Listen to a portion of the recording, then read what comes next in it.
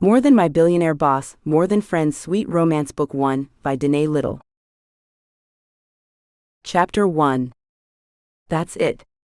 I'm handing him my resignation. Abigail Johnson stuffed 3 dry cleaning bags into the back seat and slammed the door to her Honda Accord. The cold air pierced through her light dress suit, making her look up into the starlit sky. No snow yet. She ran around to the driver's side of her sleek new car. At least something good came from this demoralizing personal assistant job that made her master's in communications seem worthless. Closing the door to the bitter cold, she started her car and turned the heated seat on high. While waiting for the engine to warm up, she rested her forehead on the steering wheel, inhaling the new car smell. She should be grateful for this position. Any other job she would have gotten right after college wouldn't have paid a quarter of what she made working for James Campbell. The heater blew a dark tendril loose from her ponytail as she pushed her glasses back in place. What she wouldn't give for the time and energy to put her contacts in every day. With a look over her shoulder and a glance up at Mr. Campbell's still glowing office window, she pulled out of her parking space and onto the city streets. Once again, she left the office hours after dark. It was almost 8, and the dry cleaners James preferred was across the city. 6 years of Ivy League college for this, doing some rich spoiled boy's laundry? Sure, James was the hottest man on the market right now. Being the youngest single billionaire would do that. He wasn't bad to look at either. Tall, broad, with dark brown eyes that could swallow you or pierce you with an inferiority complex. She drove up the on-ramp. At least the traffic was light this late in the day. Billionaire or not, count me out on that marriage.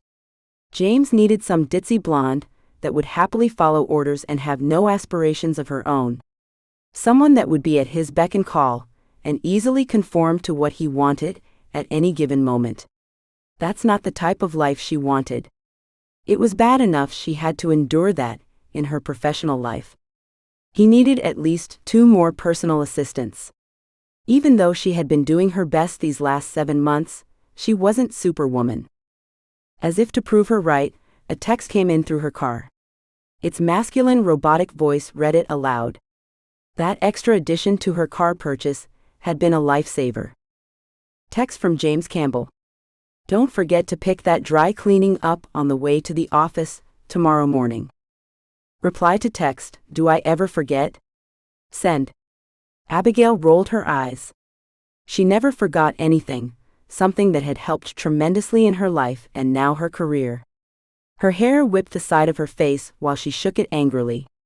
This is no career, she thought. This is torture.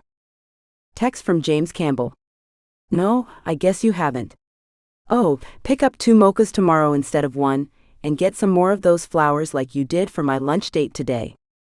Why don't you pick up your own flowers for your stupid dates? Abigail yelled and squeezed the steering wheel until her knuckles turned white.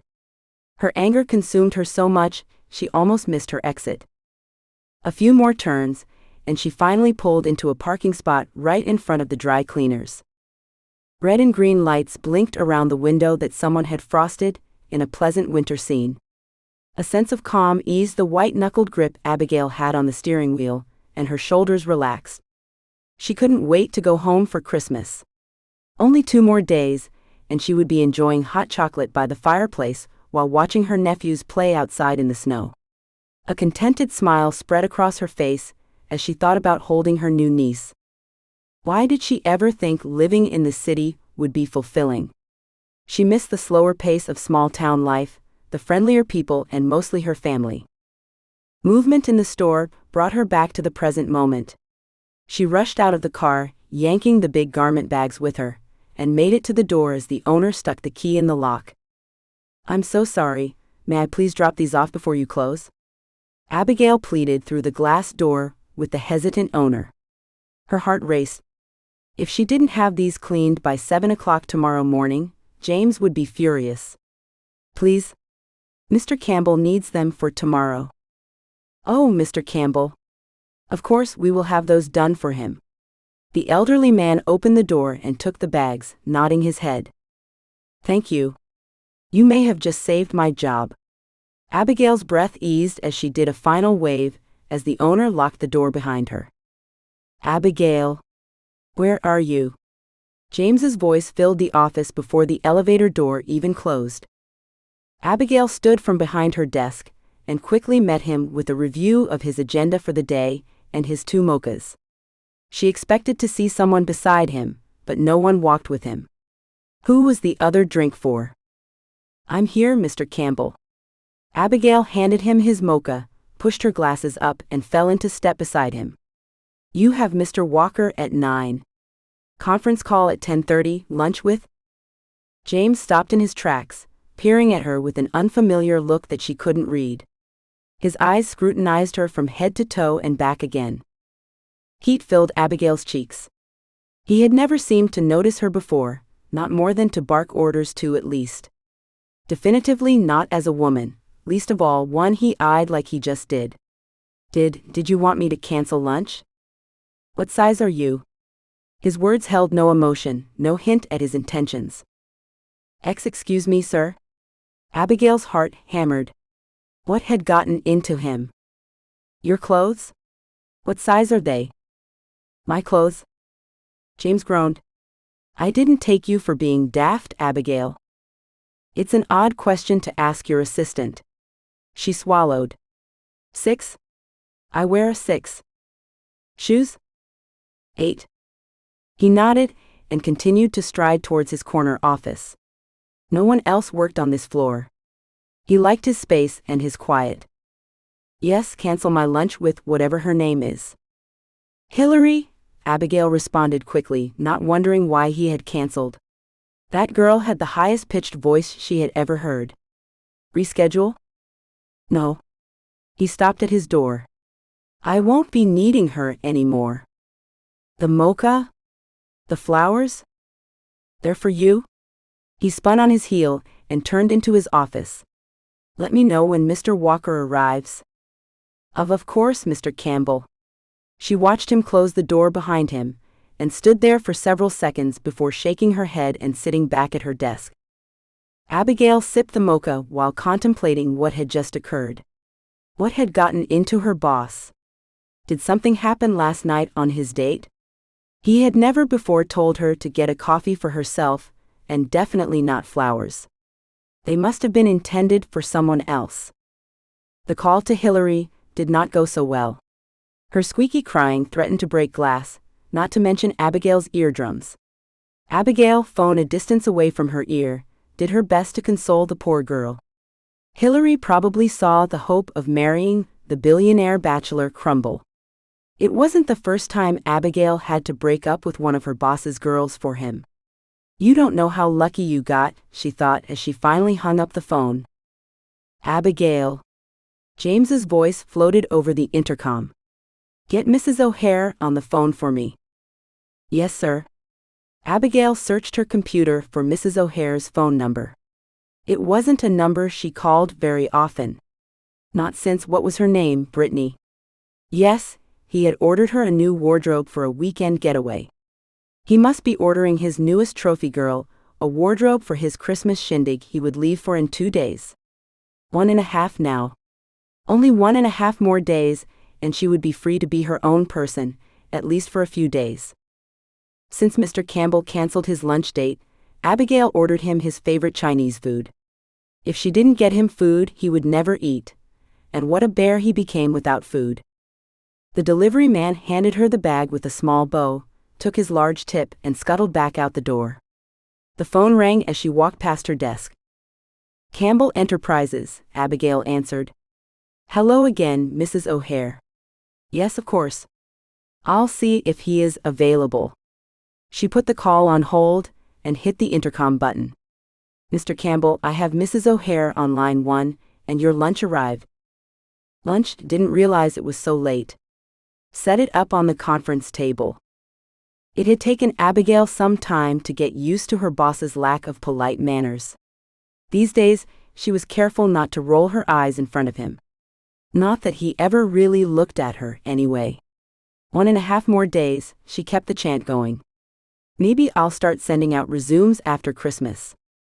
Abigail pushed into the room and hastened to the conference table in his overbearingly large office.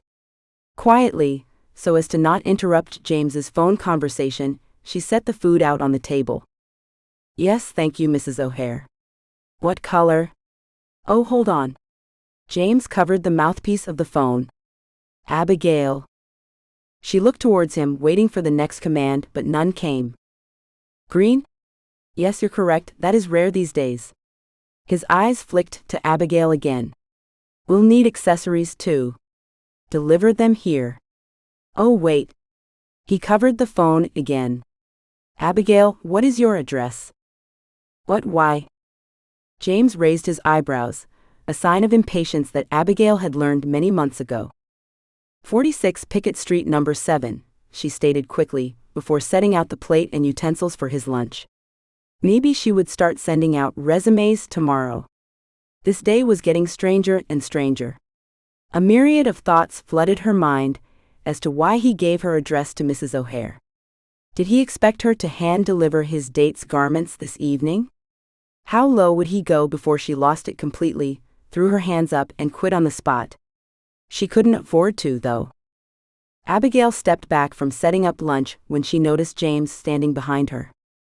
Sit. Eat with me. I should get back to work. Abigail hesitated slightly, only because she had forgotten to eat breakfast that morning, and her stomach gnawed at the divine smell of orange chicken. I insist. He pulled out a chair. Abigail sat quite uncomfortably. She eyed her boss as he took an extra set of utensils out of his desk and then sat. What would he say next? This was the first time he had invited her to eat with him. The mocha, the flowers, sending the clothes for his date to her address, telling Mrs. O'Hare the color of her eyes, what was going on? James turned his dark brown gaze to her. I never noticed you had green eyes before. What is this all about, Mr. Campbell? Abigail shifted in her seat, wishing he would go back to ignoring her. Plans change. My parents requested an earlier arrival. We'll be leaving tomorrow. Tomorrow? Abigail internally cheered. One extra day away from, wait. Did you say we? Yes, I need you to accompany me this weekend, James said calmly as he took another bite. Abigail dropped her fork to her plate with a clang. The sound echoed through the room as she stared hard at the audacious man. Is there something wrong? He asked, one eyebrow rising. Yes, Abigail said. She took a deep breath to calm the anger threatening to erupt and cost her this job before she found another. I had plans to visit my family. You can reschedule that. I will give you a full week off, paid after we get back. You can't be serious? She rose, her chair falling over in her abrupt movement. It's Christmas, Mr. Campbell. Yes, so it is. He sat back in his chair. I have never missed a Christmas with my family. Her heart pounded at the thought of not seeing her parents or watching her nephews rip open their presents. What about her niece? She should be holding her for the first time in less than 2 days. I'll make it worth your while. I'll pay you double time for the entire 5 days you are with me, including nights.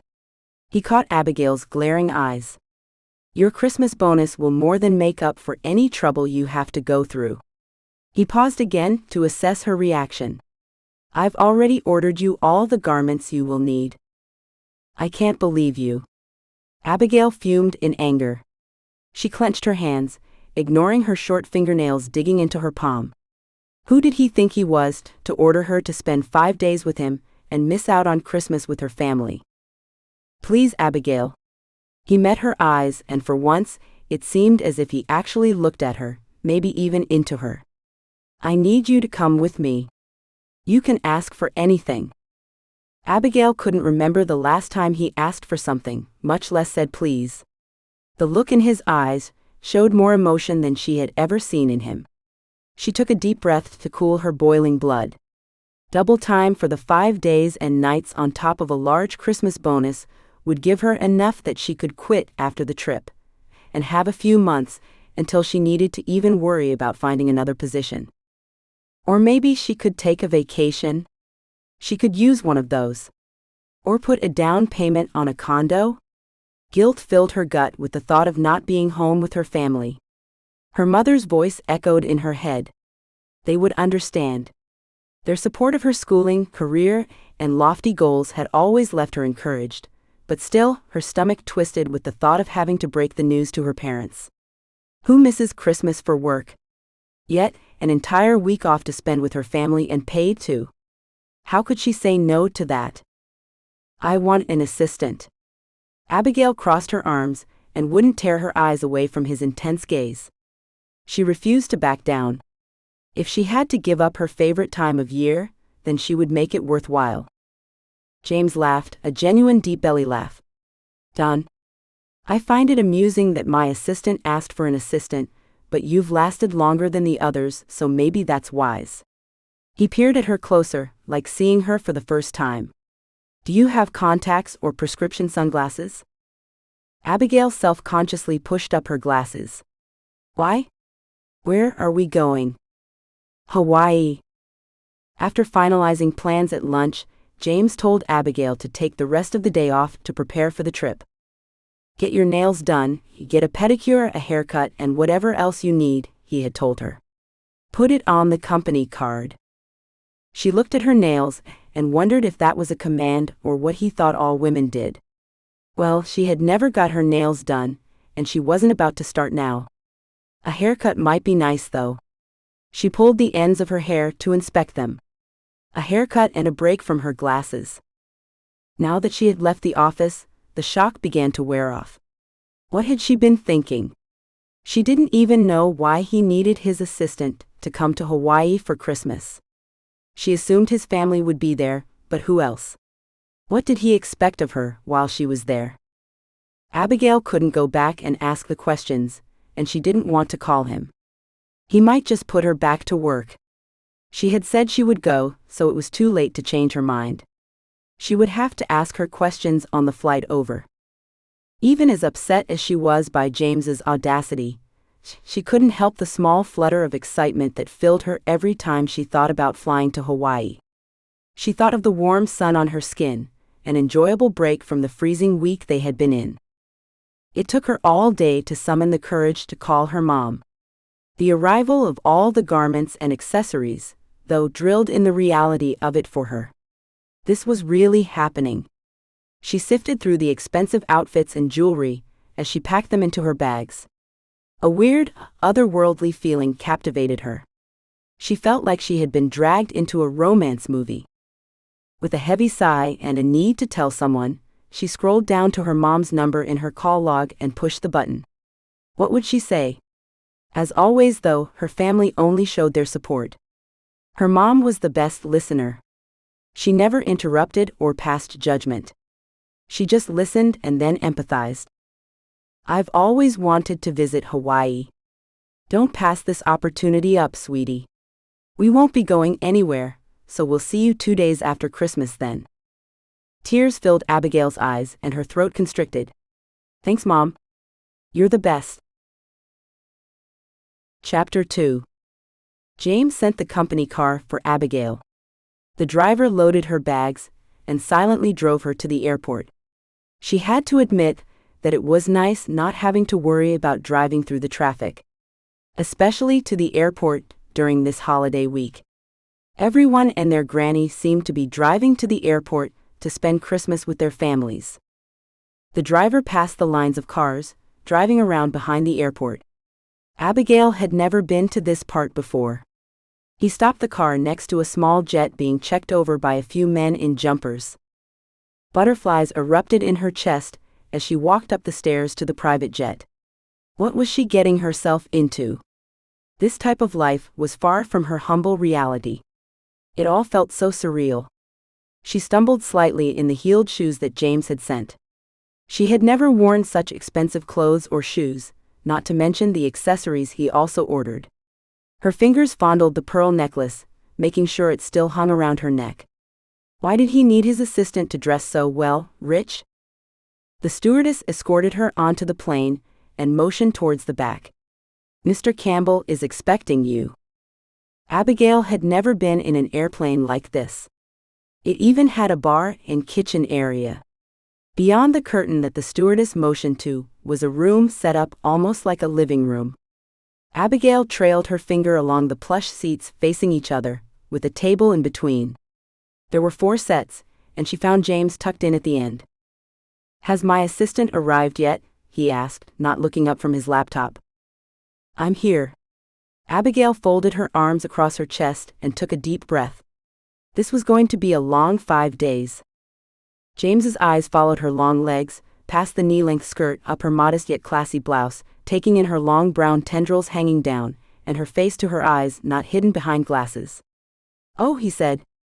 You're here. Good." He pushed an intercom button. "We're set to take off when you're ready." "Yes, sir." "We'll be heading down the runway as soon as we're given the all-clear," the pilot responded over the intercom. "Sit. We'll be taking off shortly." He motioned to the chair across from him. Abigail looked around the cabin, thinking it was weird he wanted her this close to him. "Here?" she questioned. The anger at the sight of him had her still seething. She would rather sit on the other side of the plane and pretend for a few hours that she was going on vacation.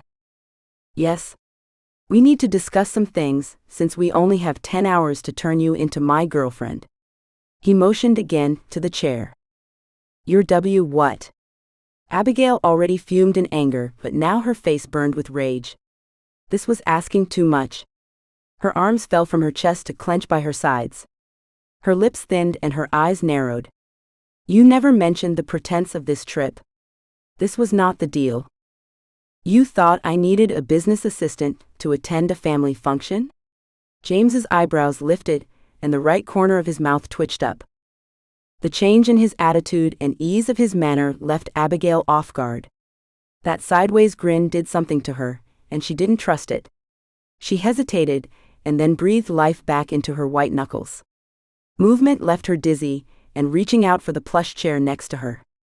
"We're heading down the runway now. Please take your seat and fasten your seatbelt." The stewardess popped her head in, and disappeared just as quickly. "Please, Abigail, sit." His voice softened, coaxing her to ease into the chair. Her eyes still glared at him distrustfully, as she lowered herself into the chair. What choice did she have at the moment? James sighed. "You're a PR person. I know that might not be what you do for me, but it's a topic that you studied." Abigail buckled her seatbelt and nodded, all the while wanting to flee out of the plane instead. What was she doing? A heaviness dropped on her shoulders. She might be making the biggest mistake of her life. "My younger brother will announce his wife's pregnancy this weekend." James smoothed his hair back, leaving a small cowlick sticking up in its wake. Abigail quelled the urge to smooth it down for him. "Why is that a PR problem for you?" she asked while easing further into her chair. "Your brother is not the successful businessman you are. There are more measures of success than money." He met her eyes with a deep, meaningful look. A sadness she had never taken the time to see before showed itself. An unwanted tenderness invaded her heart. Abigail took time to process what James had said and how he said it. Brief memories of articles and news stories about the billionaire bachelor, and the rumors he would never marry or have an heir to pass on his legacy.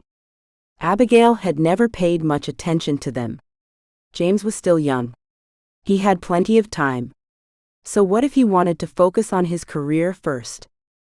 "The last time I saw my family, they joked about creating a TV show like The Bachelor to find me a wife." Abigail's mouth dropped open. "They wouldn't?" "Yes, they would.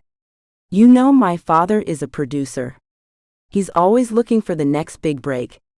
James flung back into his chair, his forehead furrowing. "You see why I need you now." A change of perspective shifted within Abigail. Sure, James was a spoiled rich boy, but he worked hard to build his company. She respected him as the businessman he was.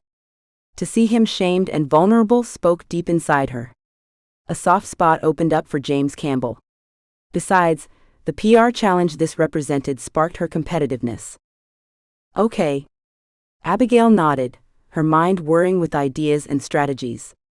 "Primary goal is to get them off your back about finding a wife." He nodded. "You think showing up with a new girlfriend will do that?"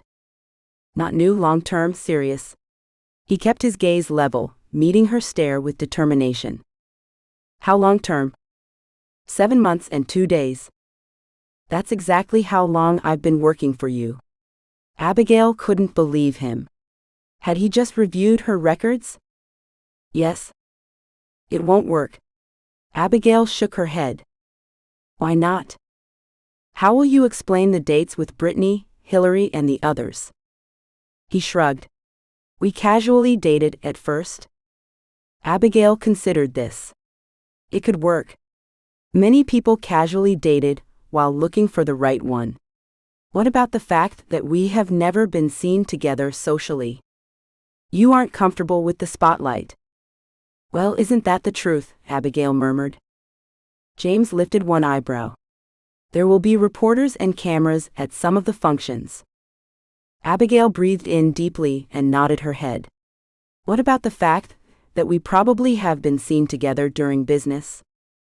If you continue to, look like this, he said, motioning to her, they won't recognize you, and per our initial agreement, I never released your name. Clothes and contacts don't make that much of a difference, Abigail said, tugging her skirt down and then tucking a stray lock of hair behind her ear. James's eyes slightly widened, and his half-smile caused heat to fill her cheeks. Fine, let's say this works. How are we going to pull off dating for that long when you don't know a thing about me? Abigail's eyes narrowed, daring him to combat her statement. That's why you're sitting here. He smirked. Yeah, got it. She folded her arms across her chest again. So let's start with your family. Where are they? What do they do? Siblings? He leaned back in his chair and sipped on his mocha. Pennsylvania. My dad was a professor, and my mom stayed at home with my 2 sisters, brother, and me. I am the youngest. I have 3 nephews, 6, 10, and 12, and a brand new niece I was supposed to be meeting tomorrow. She glared at him, anger sparking anew. The pictures her sister had sent her of her niece filled her heart with longing. She wanted to hold that precious baby so much it hurt. I will make this worth your trouble, Abigail. His voice softened. She nodded and took a moment to look out the window. When had they taken off? Why hadn't she been aware of the plunging feeling as they left the safety of the ground? Probably because my stomach has felt that way since my boss told me I would be pretending to be his girlfriend. My turn? James started. Abigail interrupted him. Your parents live in New York part-time, and Florida the other time. Your father is a producer, among many other things, and your mom runs many fundraisers, especially for children with cancer.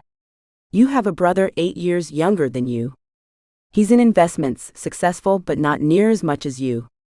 He married his wife, an interior designer, 2 years ago, and they will announce their first pregnancy this weekend. James's eyebrows raised as he appraised her. By the way, you should be happy for your brother. What makes you think I'm not? He stared at her hard before looking out the window. You should also know I had a sister, Molly. She was 6 when she lost her battle with cancer. I didn't know. Abigail's heart broke. She couldn't imagine the devastation of losing a sibling. James nodded his head. Now you do. I'm sorry. That must be so difficult on all of you. Excuse me, Mr. Campbell, the stewardess interrupted. Would you like your midday meal now? That would be fine. He dismissed her with a nod. We need to work on your manners. Abigail shot a hand over her mouth. Talking on such a personal level must have left her tongue loose. What do you mean, manners? His deep brown eyes narrowed. Never mind. I overstepped my boundaries, Mr. Campbell. If you are going to be my girlfriend, I need to know what you meant. He sat forward. And you will have to call me James. Abigail's eyes went wide. This would not be an easy ordeal. So, he asked again. Well, Mr. Campbell. James, he reminded. James? Pleases and thank yous go a long way. Pleases and thank yous? What am I for? James rolled his eyes and flopped back in his chair. At times you sure act like it. You will find with politeness, people are more likely to respond. Money is what makes people respond. Politeness makes them respond happily, James. Abigail emphasized his name. Fine. I will do my best to be polite. Let's go forward with an easier knowledge base.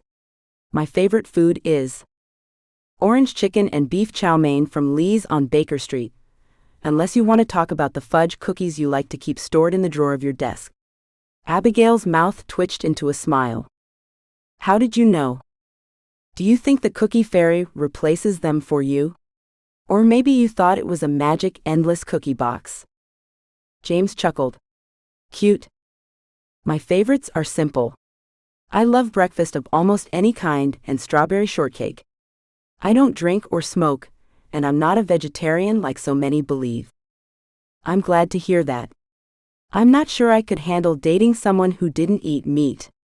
He pursed his lips like he did his best not to laugh. Favorite color?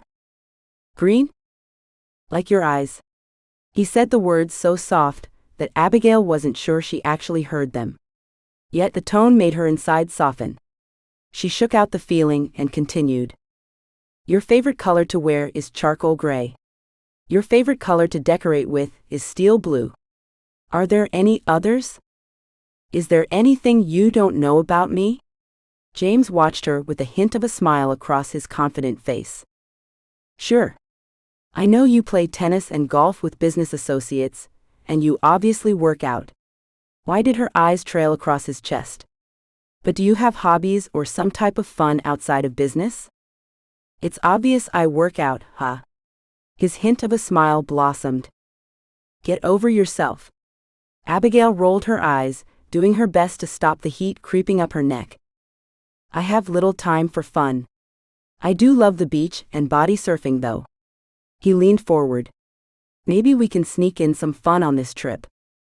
His wink could be taken so many ways, but Abigail shoved those thoughts down. This was her boss, spoiled, rude, and unobservant at best. What about you, Abigail? What do you do for fun? I have had little time for fun either. Her eyes narrowed, thinking about all she would love to do. The first was to sleep. Hence the need for an assistant, for my assistant? One side of his mouth curled up. Yeah, and you should think of hiring more managers and consultants. Start delegating more. Maybe then you'll have time to do your own laundry. Abigail mumbled the last part. When did you become so assertive? James teased. Funny though, because I've been thinking along those same lines. I'm getting old. Abigail's laugh shot from her mouth. James was getting old? He acted like some poor abused puppy. I don't think your age has anything to do with it. I think you're burnt out. Burnt out? Yeah, you've been going so hard for so long that you are losing steam. You've built your business and it's growing, but you are being pulled in so many directions, you don't even have time to add pleases or say thank you because you're already on to the next task. Abigail's eyes went wide. Did she just say that to her boss? James rubbed his chin, his eyes unfocused and contemplative. For the next several minutes, a thoughtful silence filled the cabin. Abigail stared out the window. She had said too much. His relaxed attitude and all the personal talk made her professionalism fly out the window with all the clouds they flew through. They ate lunch in silence. Abigail did her best to see her business agreement as objectively as possible. Her new PR project would take all the skills she had learned and some real role-playing on both of their parts. She kept reminding herself of the Christmas bonus that could be put towards a house or a condo, and the assistant that James promised her. These next 5 days would take everything she had. She would have to remind herself that her and his actions were purely for business purposes. Yet, why did she keep finding her gaze straying to the imposing man across from her, and why did his chocolate eyes keep meeting hers? They never had before. What? Abigail finally asked, when she could no longer handle the tense silence and his lingering, intense stare. I think, he cleared his throat, it was better when you looked the way you used to. It's not that big of a difference. She sighed in exasperation, then bit her lower lip. Why? You were much less intimidating then. Abigail had mistakenly taken a drink right as he spoke. She coughed and sputtered, doing her best not to allow the water to flow out of her nose. You okay? James handed over an extra napkin, eyebrows furrowed. It wasn't funny enough to drown yourself. Yes it was, Abigail said, gaining her composure. No one has ever accused me of being intimidating. Well, maybe that was because you intimidated them too much to say anything? Well, you said it, but I don't see you as a person who gets intimidated often. I'm not. His eyes watched Abigail, and for some reason her heart beat rapidly. The stewardess pushed through the curtain and made her way back to their seats. May I take these for you? Yes please, Abigail said, finding her voice.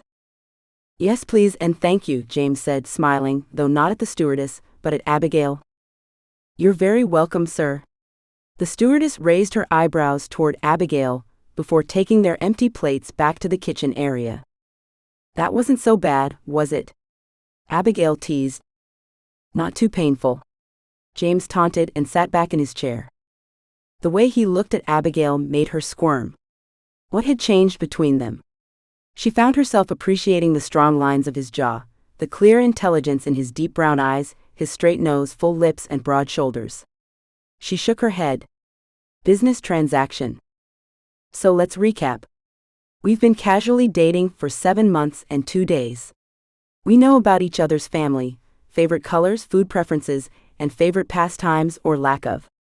Abigail looked out the window, doing her best to collect her thoughts. The way James kept looking at her, though, made it difficult. I don't know yours, James said. My what? What you like to do for fun? Oh, she said, replaying the conversation and realizing she hadn't answered that question. Read? Sleep? Relax? Really? He did not sound convinced. I've been busy. I have had little time for fun since I left for college. She shrugged and crossed her arms self-defensively. What about your favorite things you did as a teenager, or in the summers? You took summers off from school, didn't you? Some of them? Abigail chewed on her nail, a habit she had failed to rid herself of. My brother and sisters would take me on adventures in the snow. Every Christmas, we made a snow family. I spent summers swimming. I have always loved water. Though I haven't spent much time at the coast. This will be your first time in Hawaii? He asked, actually seeming interested. Yeah, she said. In truth, I thought people of your stature would pick places more like the Bahamas or Paris. My parents have a fondness for the Hawaiian Islands. It's where they met. That's romantic. James shrugged. Of course you aren't a romantic, Abigail scoffed. What's that supposed to mean? Abigail turned away, realizing she had become a little too familiar with James, stepping over boundaries again. If you had dated the kind of money and prestige-hungry women I have, then you wouldn't feel very romantic either. His bottom lip slightly protruded as he frowned. The sight softened Abigail's heart, but there was no way she would let that show. You blame it on your money? Really? Yeah, I do. It brings out the worst in people. Then why are you so focused on getting more of it? Abigail knew she had gone too far, but she felt more empowered with every moment on this flight. He needed her, and it became harder to bite her tongue with that knowledge. James stared at her hard with an unreadable expression, until he finally tore his gaze away and watched the clouds pass by out the window. I've actually been wondering the same thing. His voice finally broke the heavy silence. Slowly his eyes came back to meet hers, his gaze softened and dreamy. I would love to take a year off. What would you do? She leaned forward, for some reason eager to hear his dreams. Relax? He leaned back in his chair. I would love to travel. I've been all over the world for business, but I haven't really seen it. I used to cut out pictures from magazines of all the places I wanted to travel. When I was a teen, I covered one entire wall of my bedroom in those dreams. I'm infatuated with small towns, especially in different cultures. It seems like if you were there, It would feel almost like you went back into history, back when things were simpler and moved slower. Pink crept into her cheeks. Why had she shared that with him? If you like slow and simple, why did you move to the city and take such a high-paced, demanding job? He leaned forward, his eyes dark with curiosity. I don't know. She returned his gaze, until she couldn't handle the intensity a single moment longer. Don't remind me. I might decide to hand in my resignation. What, even after I promised to hire you an assistant? He cocked an eyebrow. Maybe I should have asked for two. A smile curled Abigail's lips, and James returned it. Chapter 3. As they came in closer for landing, the crystal blue waters called to Abigail. She yearned to feel the sand beneath her bare feet, the cool water crashing over her legs, and the warmth of the sun on her skin. Palm trees covered the land surrounding the beaches. A tropical paradise at Christmas. The pilot landed the plane with elegant smoothness, and she decided she enjoyed flying in the small jet. The warm, humid air caught Abigail by surprise as she stepped onto the rolling staircase. What a difference from the freeze spell they had been in back home. Her boss offered her a hand as she stepped off the stairs. Then he led her to the limo, where the driver stood next to the opened door. She was going to have to get used to this new, chivalrous Mr. Campbell. Thank you, Mr. Abigail started to say. James squeezed her hand tightly and plastered on a smile. I was going to say, Mr. Chivalry, but I guess I won't be teasing you. She rolled her eyes. He playfully pushed her into the car, before climbing in next to her. Hey, she said, though she couldn't wipe the smile off her face. Growing up with her brother, she was used to a bit of roughness. I didn't take you to be a teaser. James smirked. And I have never seen your playful side. Abigail watched him curiously. Something had shifted in her normally straight-faced, single-minded boss, and she had to admit she liked it. I haven't seen it myself for a long time. Abigail spent the drive to the resort, lost to the beautiful island. Palm trees lined the streets, lush green hills gave the gorgeous homes a beautiful backdrop, and the beaches left her drooling. She leaned closer to the window, when the driver pulled up to a gate that automatically opened. The ornate metal swung open without a sound, and they traveled down a smooth blacktop lined by fruit trees and lush grass. They pulled up to a house that looked like it could be a resort. Pillars held up an extensive porch, and the walls stretched forever. The driver opened the door and she stood, breathing in the salty air. The waves crashed only a few hundred yards away onto a pristine white sand beach. Worth it yet? James stood right behind her, close enough his cologne mixed pleasurably with the salty air. She didn't bother to answer, partly because he might be right, and she would never let him know that. If she did, she wouldn't hear the end of it. Brace yourself, Abigail, James whispered with a touch of amusement.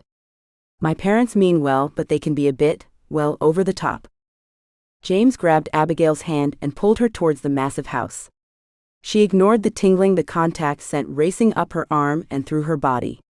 His parents stood in front of the door. They must have some sort of bell mechanism that alerted them when they drove through the gate. He led her up the stairs to where his parents were waiting. The rush of air that greeted her palm when he released it to embrace his parents left her feeling empty. She gripped her own fingers tightly, stepping back to give the reuniting family some space. What was she doing here? Are you going to introduce us to your friend, James? Mrs. Campbell's hands clapped before she clasped them tightly together. Her smile didn't fade. This is my girlfriend, Abigail. James wrapped his arm around Abigail. Abigail, these are my parents, Marla and Ted. It's nice to meet you both, Abigail said, her heart pounding so hard she could barely hear anything else as she reached for their hands. James, you didn't share this news with us, Marla chastised, but she couldn't wipe the smile from her face as she grasped Abigail's hand in both of hers. James is allowed his privacy, Marla. Ted's rich voice held traces of James's deep baritone. Welcome to our tropical paradise, Abigail. We are excited to get to know you. Ted took her hand and kissed the top. You know this is the place James's mother and I fell in love. Abigail snuck a look at James, who rolled his eyes. He definitely didn't get his skills with women, or lack of, from his father. Yes, it was so romantic. Hawaii is such a magical place, you'll see. Marla practically jumped in excitement. She acted like James had never brought a girl home before. So tell us about yourself, Abigail. What do you do? Uh-oh, this was one thing they didn't discuss, and the questions had come surprisingly fast. They hadn't even stepped inside the massive house yet. Oh, I earned my master's in communications. I work in public relations now. Red crept up her face. She sure didn't sound like she had impressive communication skills at the moment, but at least, it wasn't a colossal lie.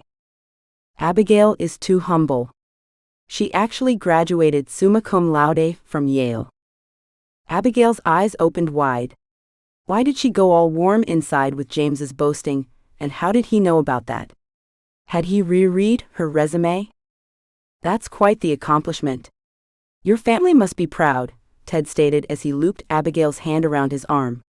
You two must be tired from your flight. Let's show you your rooms so you can freshen up before dinner. Abigail breathed a sigh of relief as she allowed Ted to escort her through the large yet simple house. The tall ceilings made the space seem even grander. Several plants lined the walls, giving the feeling of being outside. She fingered one palm as they passed by it, loving the sign of life in the house.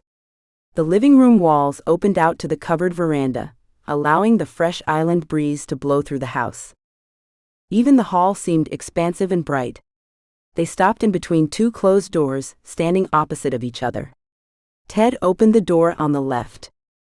Here is the guest room, my dear. I'm not sure of the seriousness of your relationship with my son, but under our roof only husbands and wives share beds. James's father winked. Even though her cheeks turned red with the comment, relief flooded her. She hadn't thought about the possibility of sharing a room, much less a bed. Thank goodness some families still held strong traditions. Marla had linked arms with James, keeping their distance a ways behind Abigail as they whispered with a sense of conspiracy. James sent her a small smile as he entered his room across from hers, his mother right behind him. Abigail guessed the mother and son had a lot to catch up on. Make yourself at home, Abigail, Ted told her before walking into the hall, leaving the door open. Abigail let her gaze wander around the bright room. The sunlight filtering through the sliding glass door reflected off the whitewashed walls. She smoothed the pastel bedspread and touched the wicker furniture. Everything felt so light and fresh. In here, thank you. Marla's voice came from the hall. Abigail turned as a young man in a Hawaiian shirt placed her suitcases inside the door. She had forgotten all about it. Thank you. She nodded towards the man as he grinned and made his way out. The people here are so friendly, Marla said from the doorway. Sorry if I came off a bit excited earlier. She turned to look towards James's closed door. James hasn't brought a girl home since his early college years. We were all getting a little worried about him. I wouldn't worry about James. Abigail tried to push down the curiosity of why James had brought no women to meet the family. It's not like he didn't have a long line dying to be asked. Thinking about the women he had dated the last 7 months, though, there was no wonder. Oh, but honey, as a mother you always worry. She reached out and patted Abigail's arm. I would love to stay and chat, but I was specifically told not to interrogate you. Her smile didn't fade, and she shrugged her shoulders. We'll have time, hopefully, over the next few days. I'm sure we will, Abigail said sweetly. This woman, so different from her own stoic, calm mother, quickly worked her way into her heart. James's brother Ethan and his wife Isabella are already here. You'll love Isabella. She's an interior designer. They will be so excited to meet you. See you at dinner in about an hour. Abigail closed her door and sank to her bed. This was going to be a long 5 days, where she would have to weigh every word. An hour until dinner. Abigail rolled over and looked out the window. Waves gently rolled onto a white sand beach only 100 yards away. Paradise was right. She unpacked her bag and hung up the garments James had bought her. She did not know how to dress for dinner. Was tonight's dinner casual or fancy? Outside or inside? The dresses all looked fancy to her, and the shoes and the accessories. If she had her own clothes, she would have worn a sundress and been comfortable. She slid the closet door shut with a sigh. The other door led to a full-sized bathroom with a jetted bathtub. Now that sounded like a perfect way to spend the next hour. After a refreshing bath, Abigail once again stood in front of the closet, this time in a plush robe. A knock on the door startled her. She pulled the robe tighter around her before answering it. James's eyes widened when she opened the door. I didn't mean to disturb you." He tried to keep his gaze on her eyes, but they kept straying down. "I wanted to check on you and give a rundown of what to expect tonight." "That would be nice. I was having trouble trying to figure out what I should wear." Abigail tugged the robe tighter around her. "Do you want help?" James's mouth quirked into a half grin that didn't look bad on him. In fact, she found it irresistible, which left her heart racing in fear. Abigail nodded and opened the door wide enough for him to enter. Her ego did a crash drive-in, allowing her boss to help her pick out her clothes, but he was the one who insisted she wear these outfits. "Let's see what Mrs. O'Hare chose for you." He rifled through the closet, placing different outfits in order. "So tonight will be casual. Just my family. No cameras. No publicity." Abigail let out a relieved breath. "Thank goodness. Tomorrow night we will join a luau, which will have reporters. That will be when my brother announces his wife's pregnancy to the media. Tonight he's telling Mom and Dad." "Oh boy," Abigail said as she plopped on the bed. "Yeah." He rubbed a hand across his wet hair, and Abigail realized he must have showered as well. He laid out a simple black dress on the bed. "I think this one would be fine for tonight."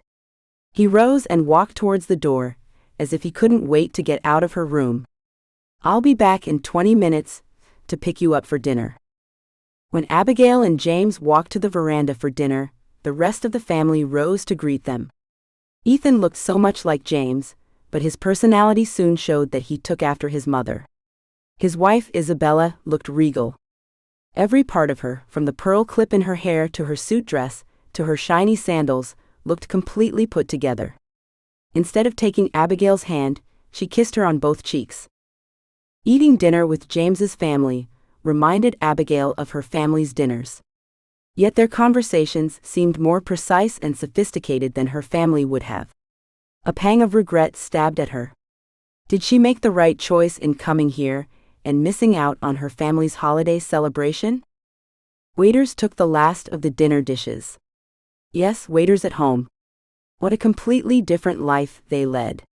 While waiting for dessert, a waiter brought out champagne and glasses for each of them. With a closer look, though, Abigail realized the champagne was actually apple cider. James stiffened beside her. Yet the smile plastered on his face never let him down. After everyone had a full glass, Ethan stood and looked adoringly down at Isabella. He cleared his throat and said, "Isabella and I have an announcement." Surprise registered in his parents' wide eyes, and Marla clapped her hands giddily. "We're pregnant," Ethan exclaimed. "I knew it. I knew it," Marla chanted while rising and giving both parents-to-be hugs. "Congratulations, son." Ted patted his son on the back as tears glistened in his eyes. The older man turned to James, who still sat. "Aren't you happy for your brother?" "Of course I am." He leaned forward and in a loud whisper said, "We already knew." After everyone returned to their seats, Ted led a toast to the newest family member. Right as Abigail took the second sip of the most delicious apple cider she had ever tasted, Marla spoke. "When I saw the champagne, or apple cider as I notice now, I knew it would either be you two pregnant or these two announcing a wedding." Abigail choked on her drink, doing her best to shield the sputtering coming out of her mouth. Once she recovered enough to breathe again, heat raced up to burn her cheeks. James handed her a napkin, eyebrows furrowed. How many times would she embarrass herself like this? It made her think twice about drinking anything in front of him or his family in the future. That would be the day. Ethan snorted. Abigail eyed him and saw a tinge of jealousy living in his expression. Sibling rivalry took all forms. That would be quite the whirlwind romance, don't you think, darling? Ted squeezed his wife's hand. Not that fast, James said as he locked eyes with Abigail. It has been 7 months. And 2 days. Abigail finished for him. So, do we have 2 announcements? Marla clapped her hands. Ethan froze, glass halfway to his mouth, and Isabella's face fell. James's eyes widened, his mouth working, but no sound escaped. Abigail had already foreseen where the conversation would head, so she was prepared with a response. We wouldn't dream of it. This weekend is Ethan and Isabella's special time. She raised her glass again. May the newest Campbell have the brightest and happiest future. The looks that Isabella and Ethan gave Abigail made it all worth it. She smiled at the happy couple, wondering how it would feel to be telling the people you love most that you were extending the family. She lost herself in thought for a few moments. When James caught her eyes again, her heart raced, and a warmth like she had never felt before flooded her senses. He watched her as if seeing her for the first time, and it left her tingling. Chapter 4. The next morning, the brightening room woke Abigail from a restful sleep. This bed was way more comfortable than hers at home. She opened her eyes and watched the waves ripple across the ocean. Memories of last night filtered through her sleep-dazed mind. James had walked her back to her room that night and stood there, shifting his weight for a few seconds. Abigail almost thought he had the intention of kissing her. A rush of tingles swept through her with the idea. Her eyes kept traveling to his lips, noticing how kissable they looked. His hand lightly brushed her arm, fingers trailing down her skin, leaving a path of fire. Thank you, Abigail. You were perfect tonight. He leaned forward slightly. James's body heat swam around, flushing her body with his closeness. Abigail's heart pounded as if she raced away from a shark. Her eyes widened, her cheeks flushed pink, and she held her breath. Was he going to kiss her? Did she want him to? Her body tensed, unsure of the emotional whirlwind that tortured her. James stepped back quickly. He shifted his weight and kept his eyes downcast as he breathed out, "Sleep well." Then he strode the 2 steps to his door and disappeared into his room, fast enough that Abigail had wondered if she had imagined the almost kiss. Lying in bed that next morning, Abigail remembered the warmth of his closeness and the fire that trailed down her arm from where he touched her. She couldn't do this. She sat straight up in bed. She knew herself and knew these sensations. No. She shook her head and rose to pace across the bright room.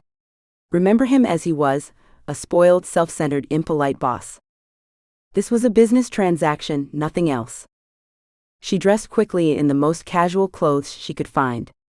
They happened to be the first in the closet as well. Did James put these in order of how he wanted her to wear them?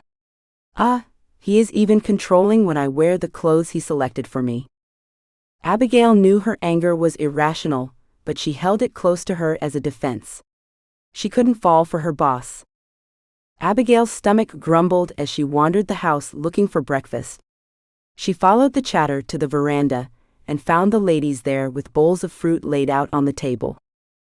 Good morning, Abigail. Marla stood and motioned Abigail to the seat across from her.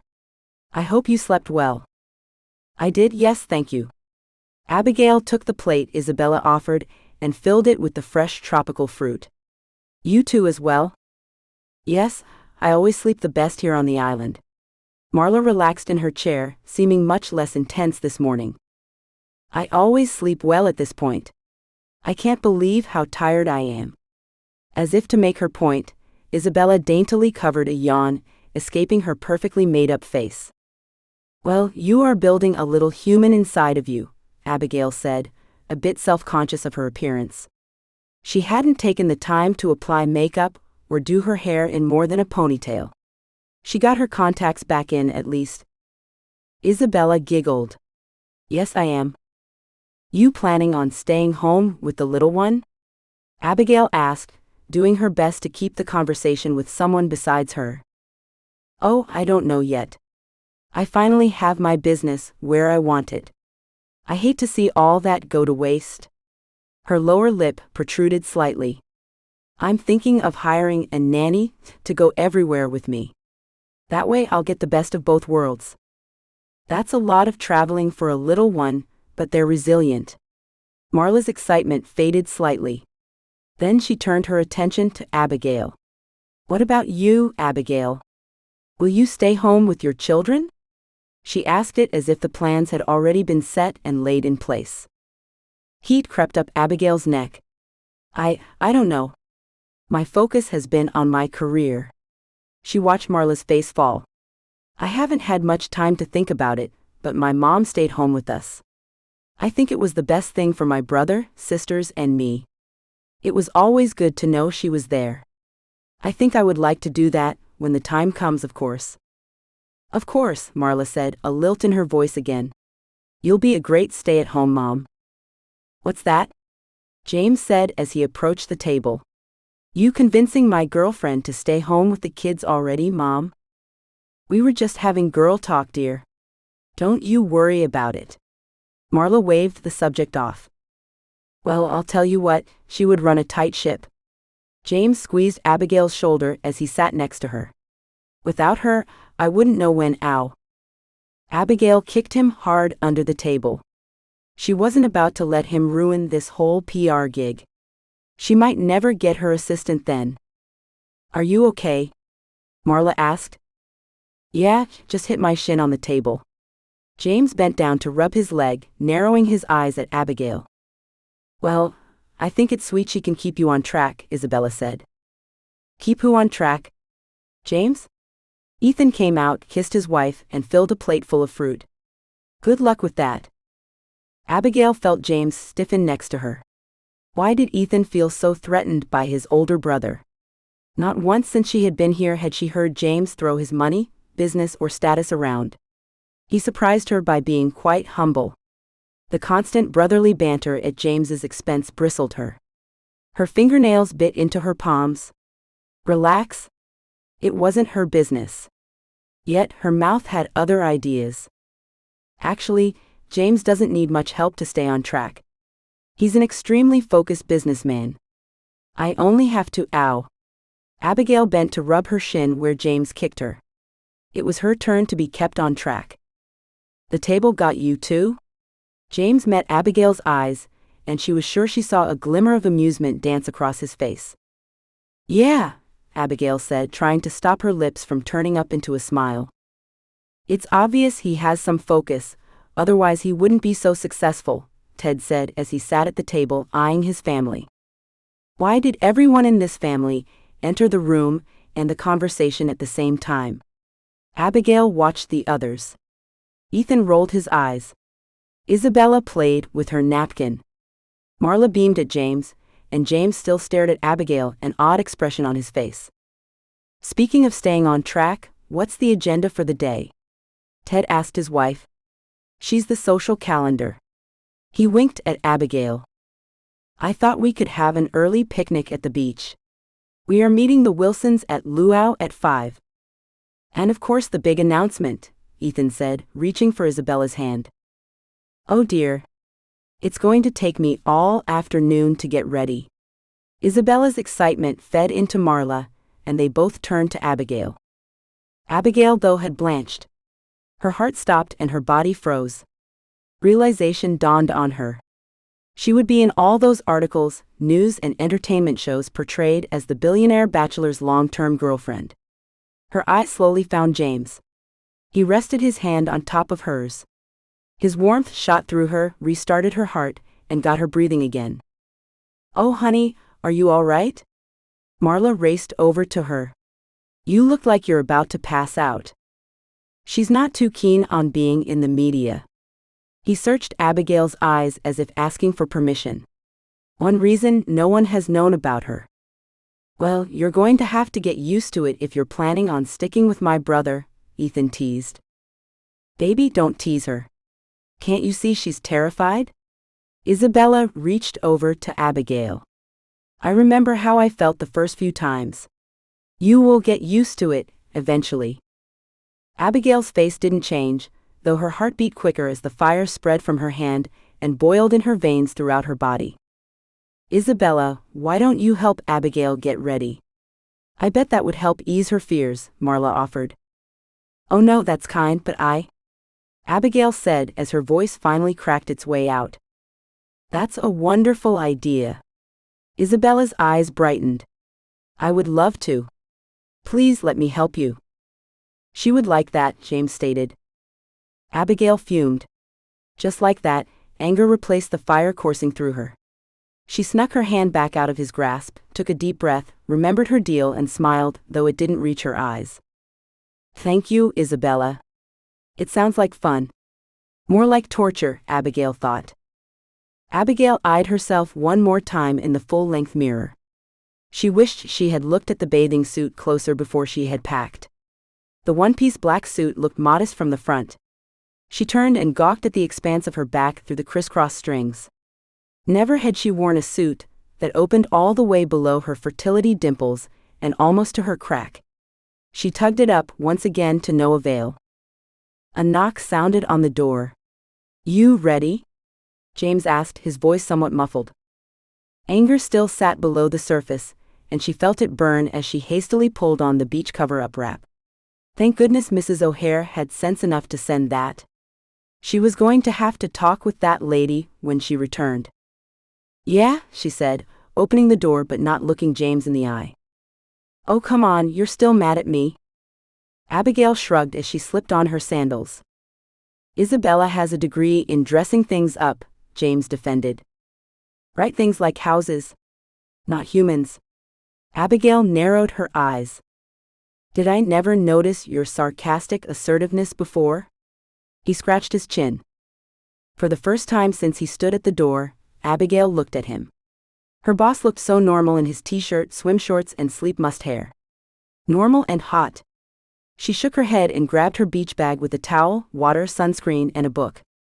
There was a lot you didn't notice, Mr. Campbell, she finally said as she shut her door behind them. I see that now. Abigail didn't want to guess at his change of tone. She didn't want to think about anything besides getting through this evening.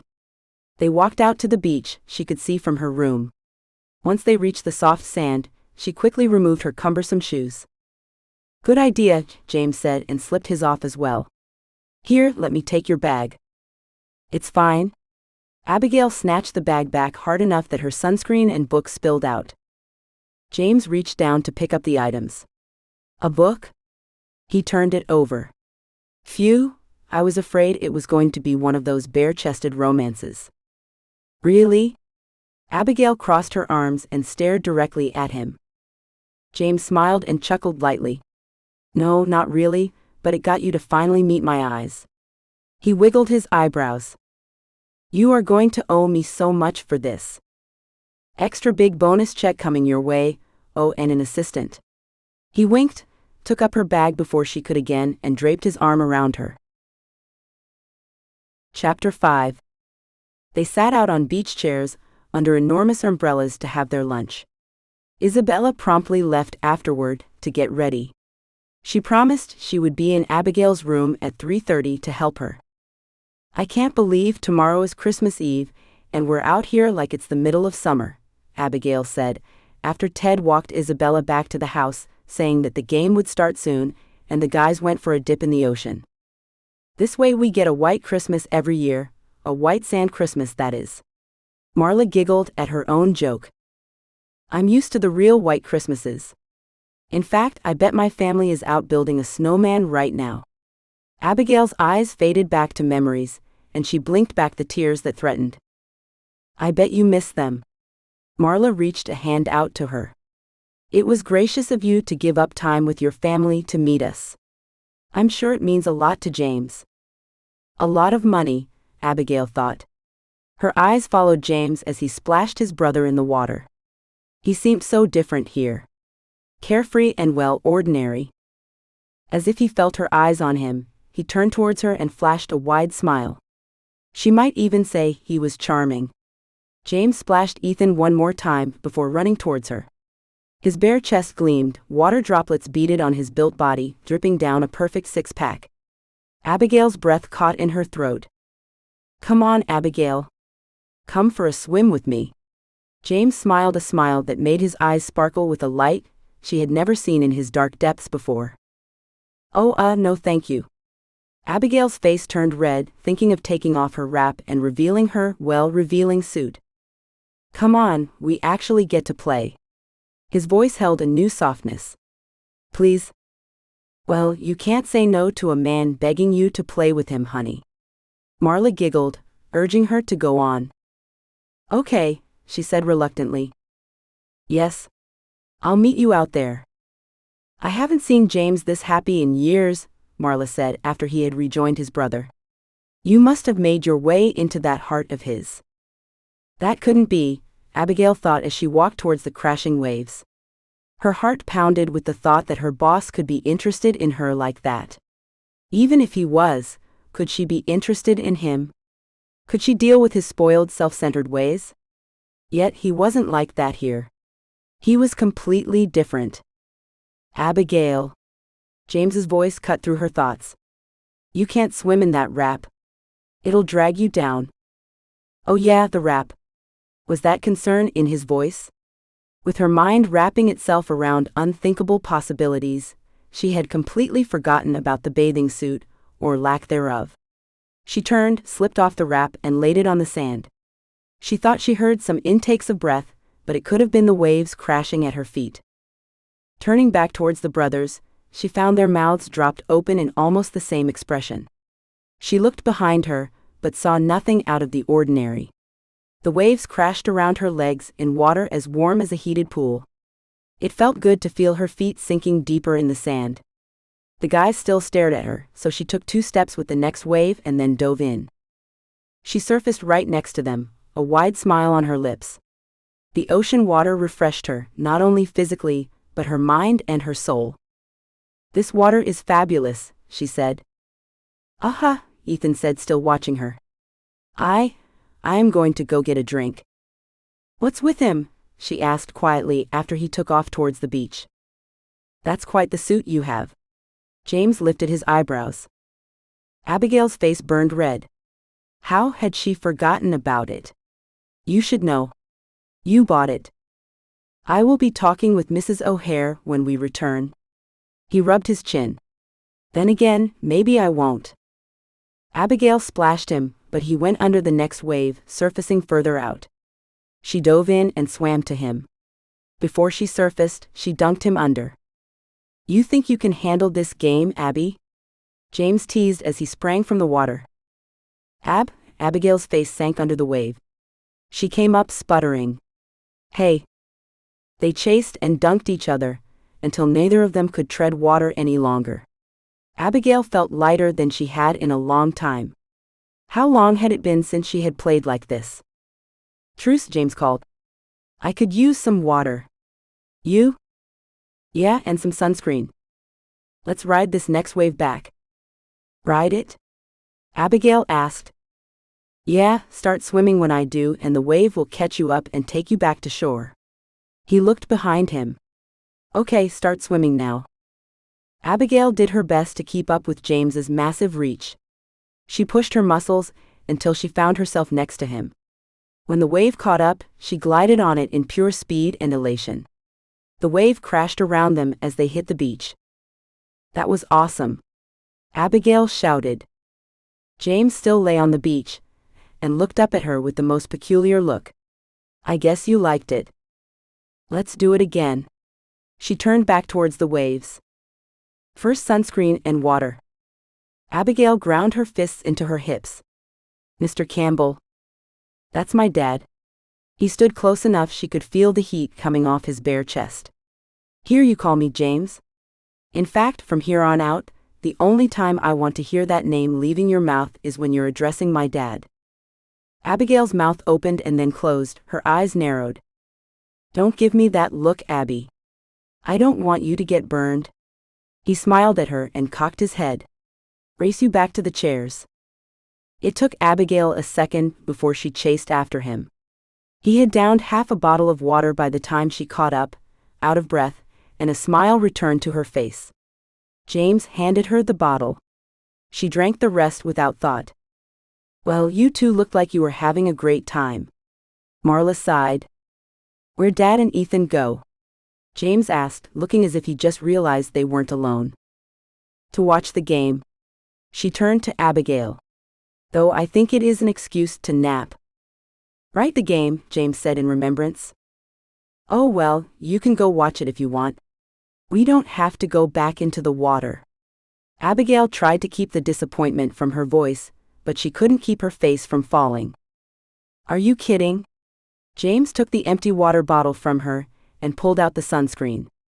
"It has been too long since I've gotten anyone to body surf with me. Now turn around so I can get your back, please." I don't think I've heard him use that word as much as he has in the last 20 hours in the last decade combined. Marla shook her head. "I'm going to head back in. It's 1 o'clock. Make sure you save enough time to wash that seawater off you before the luau."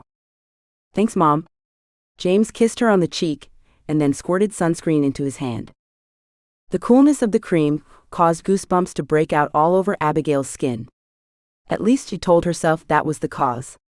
In truth, her body felt on fire as James's hands glided across her skin and under the straps of her bathing suit. The heat only increased as his hand slid lower and lower across her venous dimples and under the trim of her suit. "I think I got it all." James's voice had deepened and sounded breathless. "You can get the rest?" "Yes, thank you," Abigail finally breathed out, her mind awash in thoughts she didn't want sneaking around. "I'll meet you in the water." You don't need any?" Abigail asked. "Oh, I guess I should." He kept his back towards her as he squeezed some sunscreen on his arms, legs, and torso. "I'll do your back," Abigail stated, trying to keep her voice flat. Yet her hands tingled with the thought of rubbing his body. He stood in front of her. The feeling of his warm skin under her hands about did her in. "This is my boss. This is my boss." Abigail repeated the phrase over and over, as her body ignored each statement. Her heart pounded. Heat warmed her. She never wanted to stop, but finally she made it down to his waistband, slipped a little right under it so he wouldn't burn if it shifted, and then reluctantly pulled her hands off. "Done?" James asked through his teeth. Abigail nodded, before remembering he couldn't see her. "Yes," she said breathily. James took off towards the water, never turning around, which Abigail was grateful for. She didn't want him to see the red in her cheeks. She took her time blocking up the rest of her body and face, before meeting him back out there. By the time Abigail made it back out in the waves, the tenseness had disappeared. Their playful mannerisms stayed with them, as James taught her the finer art of body surfing. Abigail never wanted the time to end. A freedom she hadn't felt since she was a child consumed her, erased all the stress of the last several years, and made her fully cherish the moment she was in. They spent the next 2 hours laughing, teasing, playing in the ocean, and riding the waves to shore. Neither one of them wanted to leave when it came time, but duty called, starting with showers. Isabella had been true to her word. She showed up right on time, just as Abigail finished her shower. Isabella picked out the red dress with white Hawaiian flowers. The dress fit tight, was strapless, and flared out at Abigail's hips. She twirled in front of the mirror, liking the way the dress spun around her. James's sister-in-law had a magical touch. She wouldn't let Abigail look at herself while she curled her hair and applied makeup. Finally she had said, "Ah, you are a true masterpiece, Abigail." Isabella took her to the mirror, where Abigail stood stunned at what she saw. Abigail looked like she actually could be a billionaire's girlfriend. "Wow, Isabella, you are a miracle worker." "Don't downplay your natural beauty, Abigail. You have a wonderful complexion and beautiful lines, and those green eyes of yours would turn any guy's head." She leaned in and whispered, "I only polished you up to make you look rich." Abigail twisted her hands in front of her, as her brows creased. "Just breathe. Keep your face calm. Don't say much to the media. They can twist almost anything into something more newsworthy." Finally, smile a lot until your cheeks hurt. Isabella straightened Abigail's hair, which was brought up on one side. You'll be fine. You're beautiful, and most importantly, James loves you. All else doesn't matter. James loves me? Abigail whispered the words. Well, if he hasn't told you yet, then he's foolish. It's obvious he does. A knock broke the silence in the room. Isabella turned Abigail to face her. Abigail noticed Isabella's beautiful white, flowy dress, which showcased a tiny baby bump. Her skin glowed. She looked like perfection walking. Abigail's heart swelled with gratitude for this beautiful woman. Thank you for allowing me to have this special time. It means the world to me and Ethan. Isabella kissed Abigail on both cheeks and turned the knob as James knocked again. Your Hawaiian princess awaits. Hawaiian princess, huh? James walked into the room, twirling a large red flower in his hand. His silk shirt hugged his broad chest. Khaki pants showed off his perfectly rounded rump as he turned to tell Isabella they would catch up with them. He turned back around, his eyes on the flower in his hand. When he finally looked towards Abigail, he said, I brought you a flower. Thank you, Abigail said, holding her breath as his eyes roamed from her heeled feet, up slim legs, to the uneven flow of her dress, up to her lips, which she moistened as his gaze lingered there, and finally her eyes. Whoa, James breathed out. Over the top? Abigail bit her lower lip, causing James's gaze to wander there again. Stunning. He handed her the flower, his hand slightly shaking. It's beautiful. Thank you. It's for your hair. His eyes never left her, as she slipped it behind her right ear. Here, let me. He gently took the flower from her hair and fastened it behind her left ear with a bobby pin. The familiarity held in the gesture filled Abigail's body with warmth, more than his body heat intertwined with hers. His fingers traced down her cheek, and then her long tresses that flowed like the waves they had played in only hours before. Could this be the same man who hardly even noticed she existed, except to do his bidding? Ted cleared his throat from the hallway. James reluctantly pulled his eyes off Abigail and towards his father. You know, in Hawaiian tradition, when a man pins a flower behind a woman's left ear, it is seen as a proposal. Ted raised his eyebrows. Both Abigail and James froze. You are right, Abigail. This is Ethan and Isabella's weekend. Ted winked at them. I'll be happy when it's yours. Dad. You don't need to say anything, James. We can see it written all over your faces. The car is ready when you are. I'm done with what you're doing. He strode down the hall, his feet echoing. As he rounded the corner, a quiet, yes, echoed back to them. I guess it's working, Abigail stated, tugging on her dress, fiddling with her purse, and doing anything she could to not meet James's eyes. More than expected, James said, with a calm Abigail did not feel. What are you doing next Christmas? His jest sounded forced, like he wasn't completely joking. Spending it with my family, hopefully. She chanced to look up at him. She missed her family, the banter and chaos that would be filling her parents' house, the kids running around stealing cookies and hugs. She even missed the snow, though swimming had been quite the delight today. You miss them? James searched her eyes. I'm sorry. I do, but I am glad your plan is working. Plus, you said you would give me time after to visit them, right? She looked hopefully up at him. Absolutely. I'll even fly you there. That determination in his voice, she knew, and she knew it meant that it would happen. You can fly. Well, I'll have my pilot fly us there. Us? Did he really say us? Was this charade going to continue? For how long? Yet, did she want it to end? Are you guys coming? Ethan yelled from down the hall. Coming, Mr. Impatient, James called back. He reached for Abigail's hand, and she let him snuggle it between his fingers. Ready? No, Abigail said with a sigh, but a hint of a smile played at her lips. You'll be great. Just be yourself. The longer they drove, the harder Abigail's heart pumped.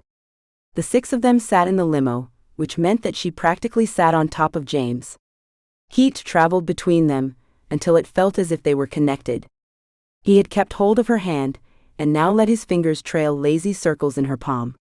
The movement would momentarily distract her from the foreboding fears of the media's onslaught. Every once in a while, Abigail would wonder what she was doing. Why was James touching her so intimately, with so much familiarity, as if they actually had been a couple for the last 7 months? Why had he stared at her the way he did, as he put the flower behind her ear? Could his family be right? Did James have feelings for her? Her eyes widened with the thought. Perceptively, James turned to lock her gaze with his chocolate-colored eyes. They seemed to penetrate her very soul, as if she held the answer he had been searching for his whole life. Her heart quickened and her tummy fluttered. There was something there, she could feel it. The car stopped. Flashes and voices caused her to tear her eyes away from James. She froze. People with cameras and microphones swarmed the car, shouting questions, shoving each other for better views. "Oh my!" Abigail choked out. "It will be okay. Keep your eyes on me," James said soothingly. "When you guys head out the front, the 2 of us are sneaking out the back," he told his family. "Knock 'em dead, little brother." He slapped Ethan on the back, and they filed out of the car. The reporters moved away to let them out, but did not go far, not far at all. The 4 of them had rock star smiles and confident stances even as the crowd descended upon them. Abigail's breath came in quick gasps. "Hey," James coaxed her. "Abby." He eased her head to face him with a gentle finger. "Focus on me. It's going to be all right. We'll sneak out the back and into the luau. They only allow a few photographers in there, and they have to keep their distance." "Okay. Okay," she panted out, nodding her head, trying to convince herself it really was okay. "Stay right next to me, eyes on me." James opened the door and helped her out behind him. He tucked an arm possessively around her, steering her towards the back entrance. "Hey, Mr. Campbell, a moment?" A young reporter and his cameraman came running around the back of the car toward them. Abigail's heart raced. She buried herself into James, squeezing him as if her life depended on it. "Keep your eyes on him." His chocolatey brown eyes, clean-shaven smooth cheeks, his lips, such kissable lips. "No comment," James said, though he smiled graciously and kept walking. A photographer snapped several pictures, the flash burning Abigail's eyes. She kept her focus on James. He did have a genuine smile. It let people's guard down. His heart hammered within him. She felt his quick and steady pulse under her. "Mr. Campbell, come on, man. This is the first time you have brought a date to a family function. Surely you must have a comment. What's her name? Where did you meet? How long have you been dating on the sly? Why doesn't anyone know about her?" "Sir," James stopped and turned toward the young man. "I told you, no comment. My brother, on the other hand, has some exciting news to share. It's his night tonight. You better run along before you miss it." "Let's go," the reporter called out to his cameraman as he ran back over to where the others gathered around a glowing Ethan and Isabella. "Thank you," Abigail squeaked out as they entered the back door to the luau. "A deal's a deal." He stopped and looked down at her. "Besides, it's a lot to get used to. I don't want to inundate you too fast." His lips brushed the top of her head. It sent tingles all the way down to her toes. Chapter 6. The luau bustled with activity. Waiters and waitresses dressed in traditional Hawaiian style led groups of people to large round tables throughout the room. Tiki torches burned on either side of a large stage. Abigail gripped James's hand as he maneuvered them through the crowds towards a table where he greeted the Wilsons and formally introduced Abigail as his girlfriend. His proclamation held a sense of possession. WHICH warmed her cheeks and caused a flutter in her chest. "Have you ever been to a luau?" Mrs. Wilson asked Abigail a few minutes after they had been seated. The table sat 10, the 6 of them, Mr. and Mrs. Wilson, and their 2 college-age sons who wouldn't stop staring at her. "No, I haven't." Abigail smiled through her nervousness. She tucked her hands under the tablecloth, so no one witnessed them twisting together. "You're in for a treat. The way these Hawaiians move their hips, oh boy," Mrs. Wilson exclaimed and fanned herself. "Oh, there is Marla." She waved her arm, calling her friend over. James's family walked towards their table, massive grins on their faces. Marla waved back at Mrs. Wilson and clapped her hands. If one didn't know, they would never think that either of them was over 50, as childlike as they acted. No wonder they had become friends. Isabella sat next to Abigail, her face glowing. "How was it?" Abigail leaned over to whisper. "Exhilarating. I'm parched." She filled up a glass from the water pitcher. Abigail fingered the red flowers on their table. They looked similar to the one in her hair. A brief rush raced through her, with the memory of James taking the flower from her right side and tucking it in on her left. Her fingers then touched the flower, to ensure that it still sat where he had pinned it. "I see James properly claimed you." Ethan winked at her while sitting next to his wife. "You think I would let her out looking like this without staking my claim?" James wrapped his arm around her. His cologne filled her senses, intoxicating her thoughts. Abigail marveled at the way James easily interacted with the Wilsons. He gave the boys advice to win over the girls, who kept glancing at their table. Ethan, of course, had to outdo whatever James suggested. Instead of taking offense, James laughed it off. "There are many ways to fish, boys. All that matters is that you hook the right one." His eyes found Abigail's as he said this. The electricity between them sparked and heated the atmosphere. "How did he hook you, Abigail?" the youngest of the boys asked. "Oh well," Abigail stammered as heat crept up her neck and bloomed in her cheeks. "That, my boys, is a story for another time." James casually took the pressure off of her, with a slight smile. The audience cheered as dancers came dancing across the stage. Mrs. Wilson was right. Those hip movements were amazing. They sashayed, bouncing their grass skirts in a way that seemed impossible. Their bronze skin glistened in the lights of the stage. She understood now why so many men had hula girls on their dashboards. The performances kept her entranced throughout dinner. She ate, but she couldn't even say what food it was. Occasionally, James would whisper something to her. His warm breath sent tingles down her body, momentarily distracting her. When the last performance finished, she clapped almost as excitedly as Marla. "I'm happy you enjoyed the dances." James's voice deepened in a breathy sort of way. "They were incredible," Abigail said as she focused again on the announcer. "Now it's the time we all love. Time for the couples competition. Our dancers will come through your tables to pick 6 couples. Then they will teach them a few moves, and we will have a Hawaiian dance-off where you get to vote for your favorite couple." The crowd cheered. Marla clapped and raised her hand. "Pick me," she yelled out with several other people in the audience. Abigail laughed at her exuberance, thinking that she would rather die than be a part of such a thing. "Oh," James said, though he cocked half a smile. "I think someone is headed your way." "What? No. No. No. No," Abigail chanted as a young muscular Hawaiian walked purposely towards her. "Don't let them, James." She shook her head as the guy approached her. A beautiful Hawaiian girl grabbed James's hand and ran off with him before he had even a chance to respond. His eyes followed Abigail with a hint of apology. Yet she swore she saw more amusement than anything. "Come on, Abby," he called out as the bare-chested man took her hand. Keeping her eyes on James, she allowed the guy to take her backstage, along with other female audience members and their teaching partners.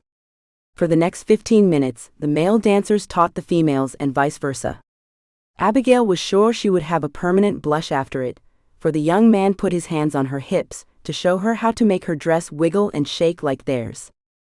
She had to admit her dress was perfect for the occasion, for it shimmered and flowed, enhancing her every sorry attempt at trying to move like the dancers.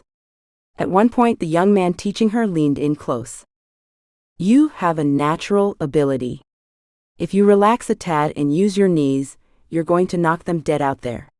He stood straight again, showing her a wide, perfect smile. Abigail took a few calming breaths, did her best to relax her muscles, and then activated her knees as she tried the dance again. Nailed it, and just in time.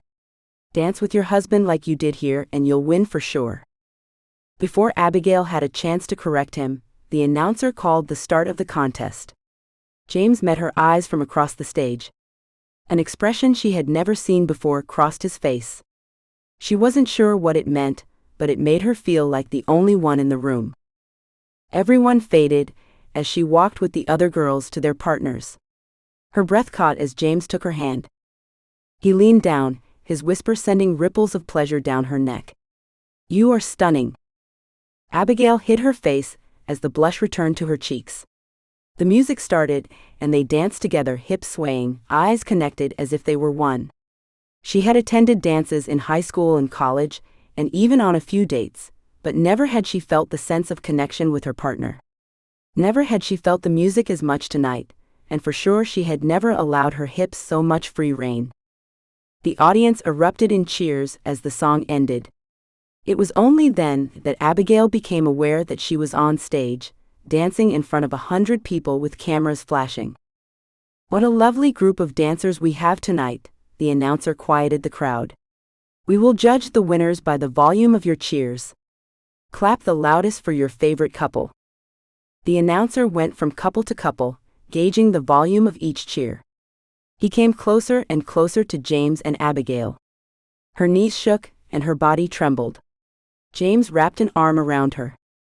"I've got you," he whispered in her ear. His arm and close presence lent her strength. She looked up into his deep brown eyes, gleaming under the stage lights.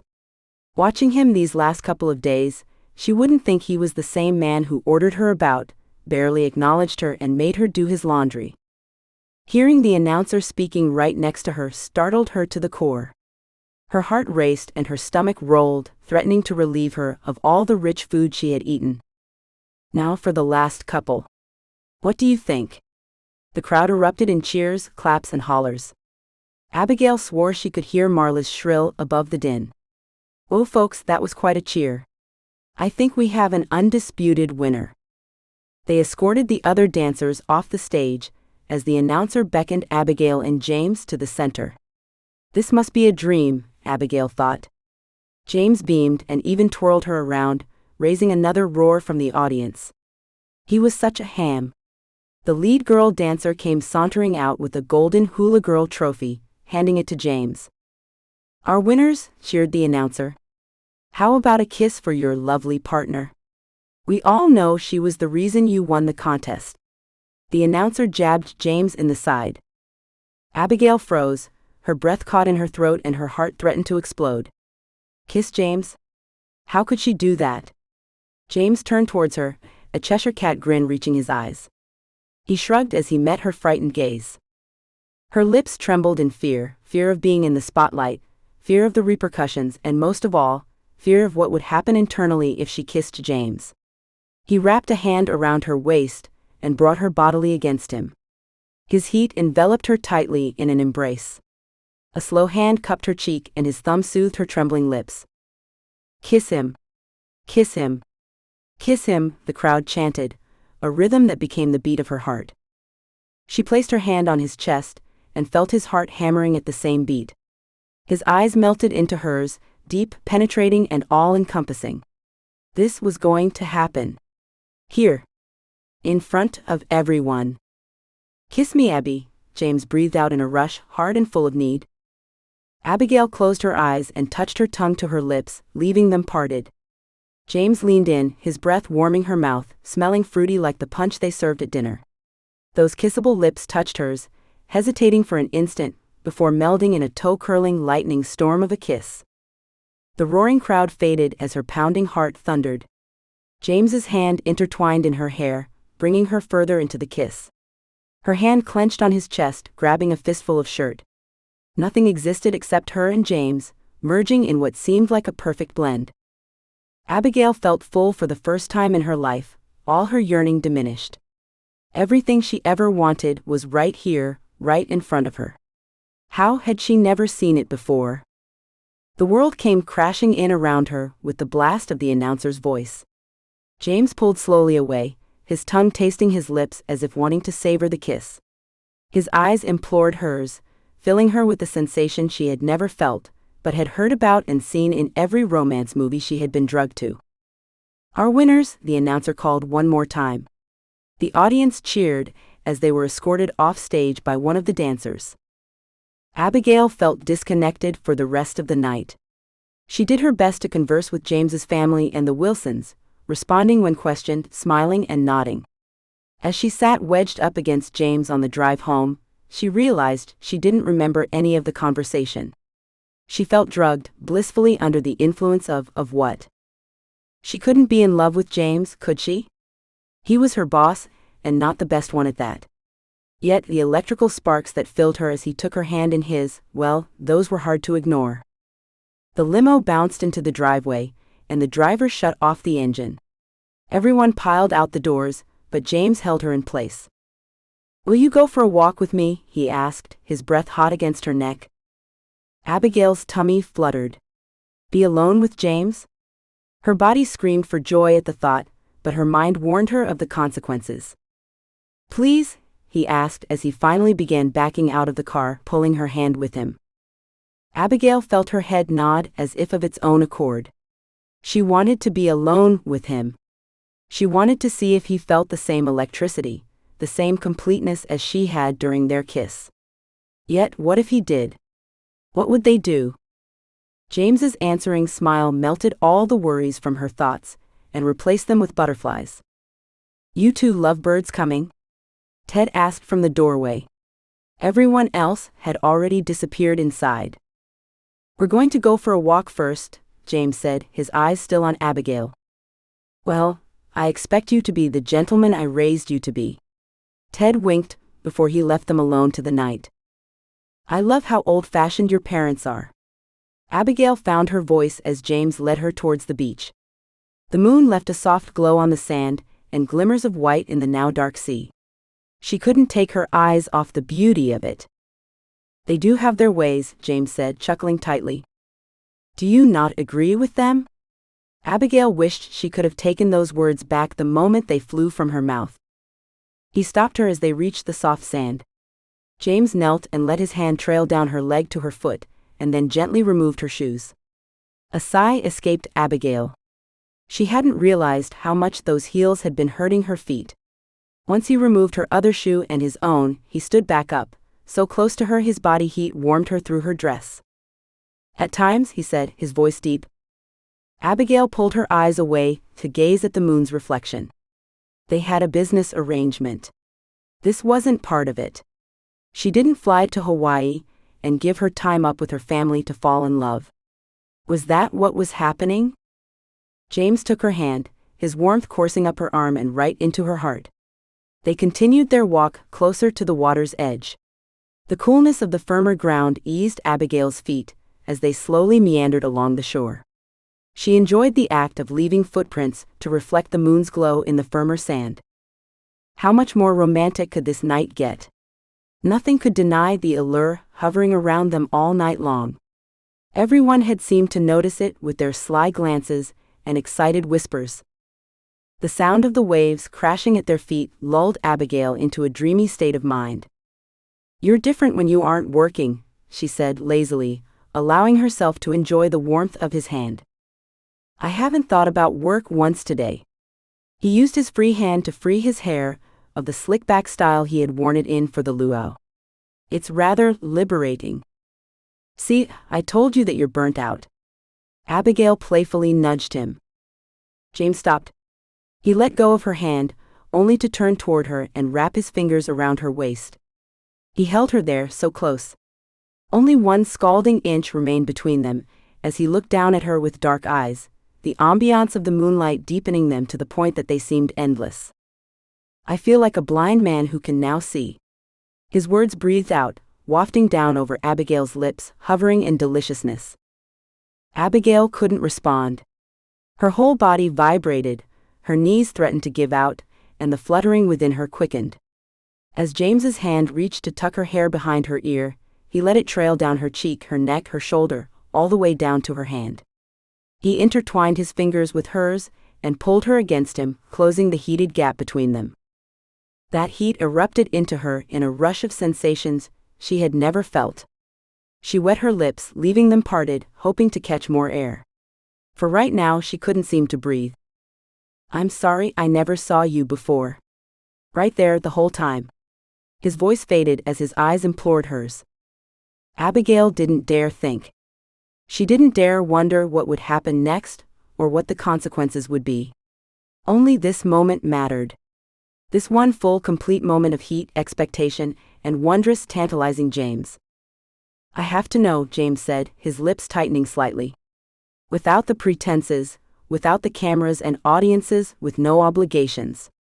His hand squeezed hers tighter as he brought her even closer.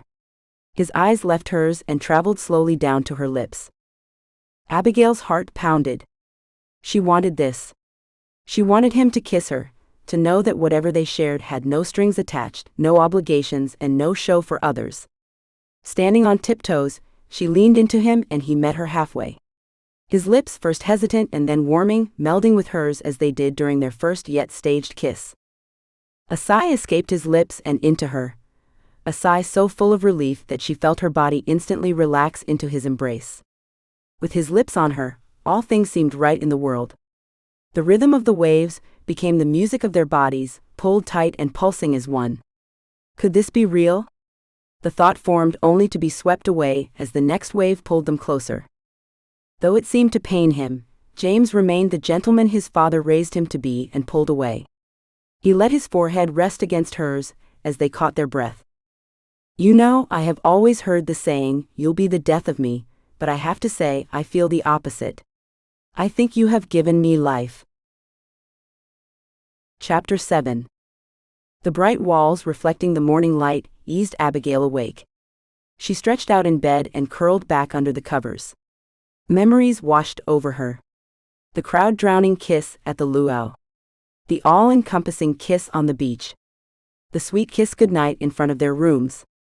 The words James whispered, his voice deep and intense. She couldn't help the smile that spread across her face. No one had ever spoken to her like that, like she made a difference in their world.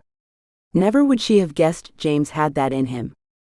At work, he acted like he had everything under his control, that he didn't need anyone else. He didn't even seem to see anyone else. Maybe this break gave him the chance to open his eyes and see the world outside of his business. How had he said it? She had given him life. Does this mean things would be different at work? Abigail shot up in bed, eyes wide and her breath stuck in her throat. She was falling in love with her boss. Wasn't this like the biggest no-no in the business world? She couldn't date her boss, could she? Her hands scrunched up the sheets, and she nibbled on her bottom lip. What was she going to do? A knock interrupted her. She stared at the door as if all fate stood behind it. How could she hope and fear at the same time that James was behind the knock? "You okay, Abby?" James's voice sent tingles down her, even muffled through the door. "Yes, just give me a minute." Abigail shimmied into the bathrobe, straightened out her sleep-mussed hair as best she could, and stuck her head out the door. "Good morning." James's smile made her knees wobble. "Morning." A blush rose from her neck to her cheeks. "Pink looks good on you." James tucked a stray hair behind her ear and let his finger trace down her cheek. Abigail looked down at the white plush robe she wore over her nightgown, and then his meaning dawned on her, turning the pink on her cheeks even darker. "I was getting worried about you." His eyebrows furrowed slightly, but they relaxed as his gaze traveled to her lips. "Is it that late?" she asked. I had a hard time falling asleep last night." "Me too." The right side of his mouth turned up. "Did I come on too strong?" A flutter within her caused her breathing to quicken. She should have known that he would be direct about this. This was who he was. Forward. Direct. Does not waste time. No, he doesn't waste time, she thought, as another heat wave consumed her. "No, it's just," she trailed off. "It's just that you're my boss." She didn't have his knack at forwardness. "It's just," he asked, his body tense, eyes burrowing into her. "Don't tell me you didn't feel it." The fear that danced in his eyes sat heavy within her. She laid a hand on his chest, feeling the erratic beat that matched so closely to her own. No, I mean yes, I mean. She couldn't find the right word, so she leaned up and kissed him. His lips softened immediately, and he wrapped his hand around her waist, pulling her through the opening in the door and into his arms. When they broke the kiss, he tightened his grip as he hugged her close to him. He released a sigh, and his body relaxed into hers. You scared me for a moment. James leaned back to look into her eyes. You want me to wait for you while you get ready for breakfast? Oh, that's okay. It will take a bit. You eat. I'll be there shortly. She backed away, wishing she could be in his arms where she forgot everything but the moment. Her eyes traced his lips once more as she squeezed back through the door. Abby? Yes? James leaned in and gave her a sweet, quick kiss. See you in a few minutes. Abigail's hands shook as she tried to do something with her ratted hair. Her thoughts kept drifting to James, and a fluttery, nervous sensation filled her. What was she doing? It felt so right in his arms though, almost perfect, too perfect maybe? The whole family sat at the table eating by the time she entered. James rose, kissed her chastely, and led her to the chair next to him. He pushed her chair in for her after she sat, and leaned in so close that when he spoke, the heat of his breath caused goosebumps to rise all over her skin. I saved some kiwi for you. I saw that was your favorite yesterday. Her eyes widened slightly. He had paid enough attention to notice she ate more of the kiwi than any of the other fruit. He was different here, but would he revert to old habits once they made it back? Paradise had a way of bringing out your best qualities. Maybe they could just live here forever. She shook her head, but caught herself as she saw James closely watching her. I would die to know what you were thinking right then. A mischievous smile played on his lips. Should we give you two some space? Ethan asked, one eyebrow raised. So much like his brother. Abigail looked down at her plate, and quickly took a bite to cover the color creeping into her face. Don't give them a hard time, Ethan. Isabella sighed. It wasn't that long ago when we acted like that. I don't mind it, James's mom piped in.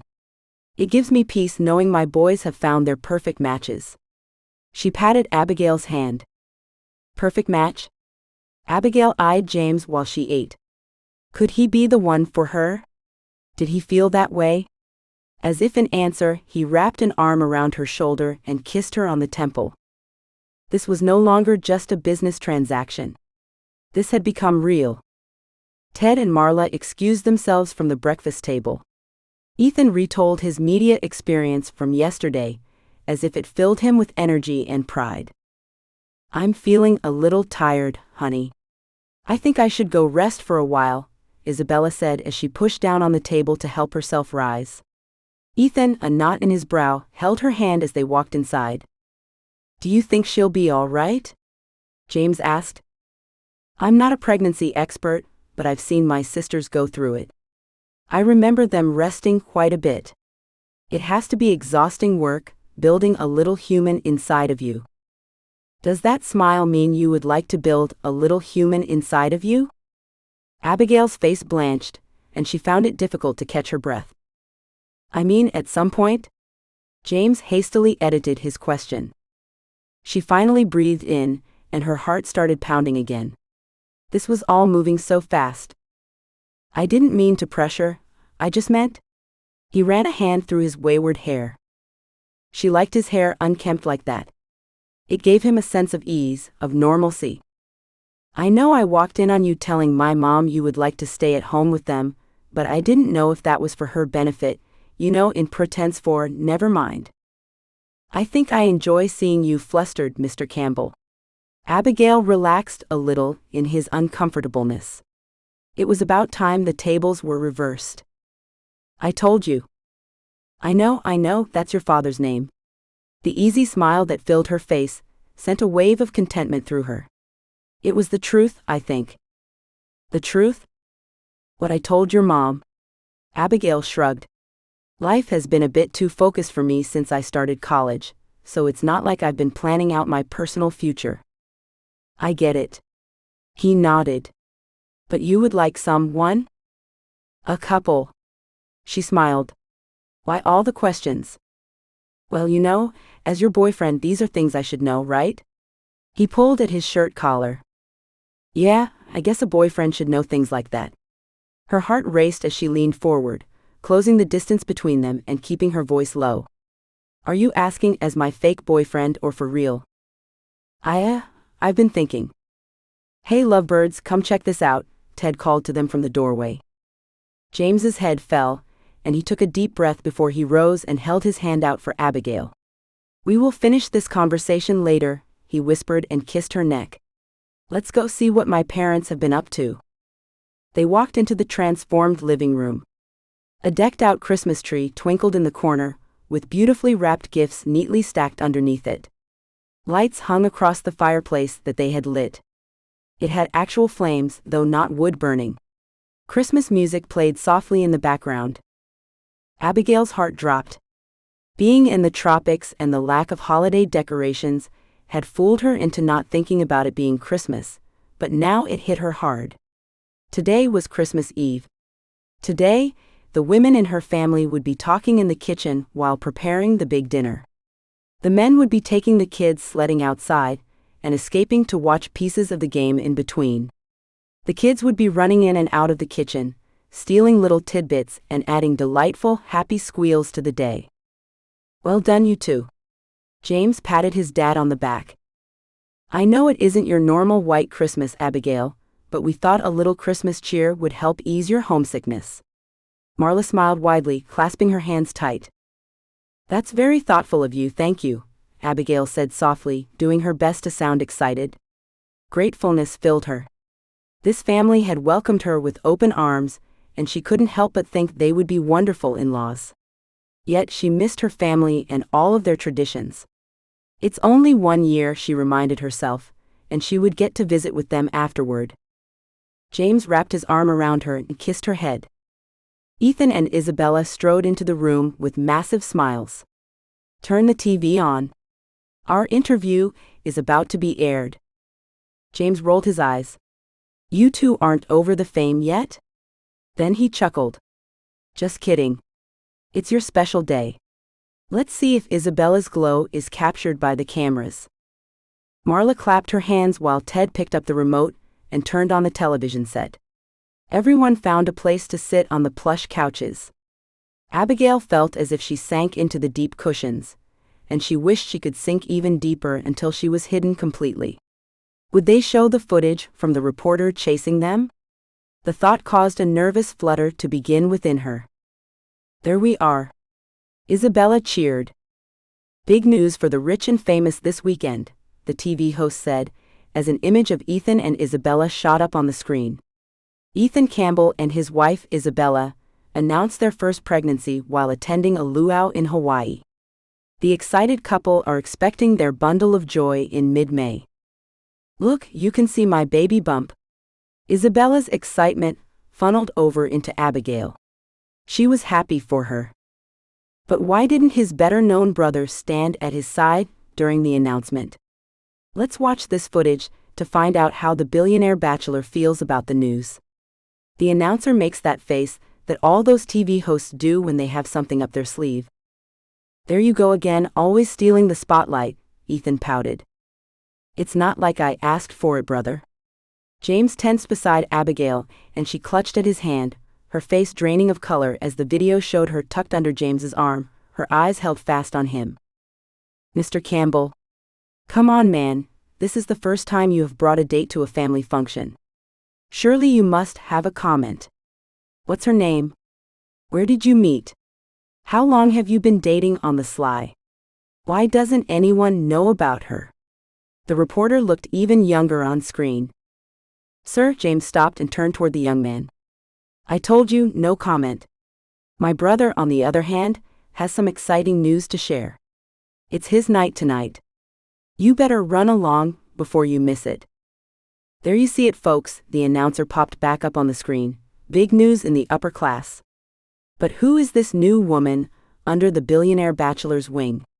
Don't step away from your TV And we'll tell you all about this mystery girl when we return from our commercial break. Abigail couldn't breathe. The world faded as the room turned black. This couldn't be happening. No, they couldn't have dug into her that fast. Her nails bit into her palm and into James's hand. He didn't complain.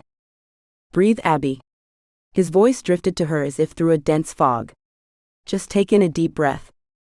You always do this. Every time. James this, James that. Well, now you know what it's like to not be the favorite. Ethan roared right in front of Abigail and James, close enough the jar of it shook Abigail from her state of stupor. She inhaled and exhaled, almost to the point of hyperventilating. Ethan, can't you see this is not the time, James said between bared teeth, and then he turned his attention back to Abigail. There you go. Calm your breaths now. Nice and easy. Marla came rushing over with a dripping cloth from the kitchen. Here you go, honey. Put this on your neck. The cool cloth and James's calming voice eased Abigail's anxiety. She breathed slowly, allowing the coolness to wake her from her stupor and calm down. It wasn't the end of the world. Even if they found out her name, right? Welcome back, folks. All eyes turned back towards the show. James pulled her closer, tightening his arm, as if he feared she would disappear. And she wanted to so badly that her legs twitched even as they held her glued to the couch. So, who is our mystery girl? Her name is Abigail Johnson, a 25-year-old Yale graduate. Where did this secret girlfriend come from, you ask? Well, we did too, and some wonderful informant gave us all the juicy details. James turned to meet Abigail's eyes, a look of bewilderment crossed his face. No one knew. These two lovebirds have been sneaking around for the last 7 months.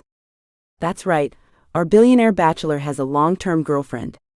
Sorry, ladies, looks like you have to count yourself out on this most desired bachelor.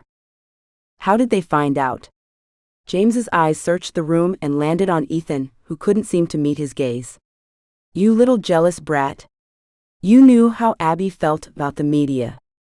James rose, hands clenched against his sides. Ethan's gaze darted up and shot around the room, as if looking for an escape. Ted strode in front of his older son, a firm hand gripping his shoulder. Son, let's just take a moment here.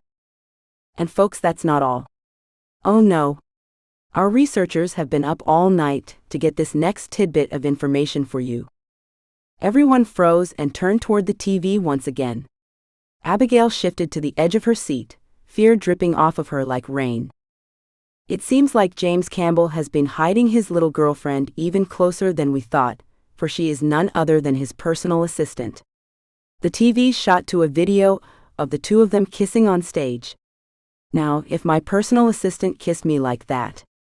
He winked. I know, ladies, I know. What does a young personal assistant have to catch the eye of the billionaire bachelor? I wonder if this new position might be above her pay grade. Ted turned off the TV and dropped the remote onto the end table with a clatter that echoed in the silence. No one said a thing. All eyes were on Abigail and James. Your assistant, James? You betrayed the ethical code of your position. Ted's face turned red as he faced his eldest son. Why did you feel you had to lie to us? His mom twisted her hands in front of her. James ignored them, his eyes never leaving Abigail. Remorse poured off of him, not for his parents' sake but for her. Slowly, a flame of anger lit in his eyes. She saw it shift within him as he clenched his jaw and squeezed his hands into white-knuckled fists. Abigail couldn't move. She couldn't talk. She couldn't think. Then slowly her awareness came back to the room, and she heard a Christmas carol playing softly. My family, she whispered, but in the room's silence it seemed like a shout. She stood and James came towards her, but she backed away. They're going to think I've been lying to them. They always watch these shows to follow you, they're going to. She sucked in a sob and ran from the room. In the hall she stumbled, put out a hand and caught herself. Emotion racked her. Abigail eased herself into the wall, biting her lip to keep in the cries that wanted to escape. Tears streamed down her cheek and she took in a few shaky breaths. She froze when James's voice carried to her.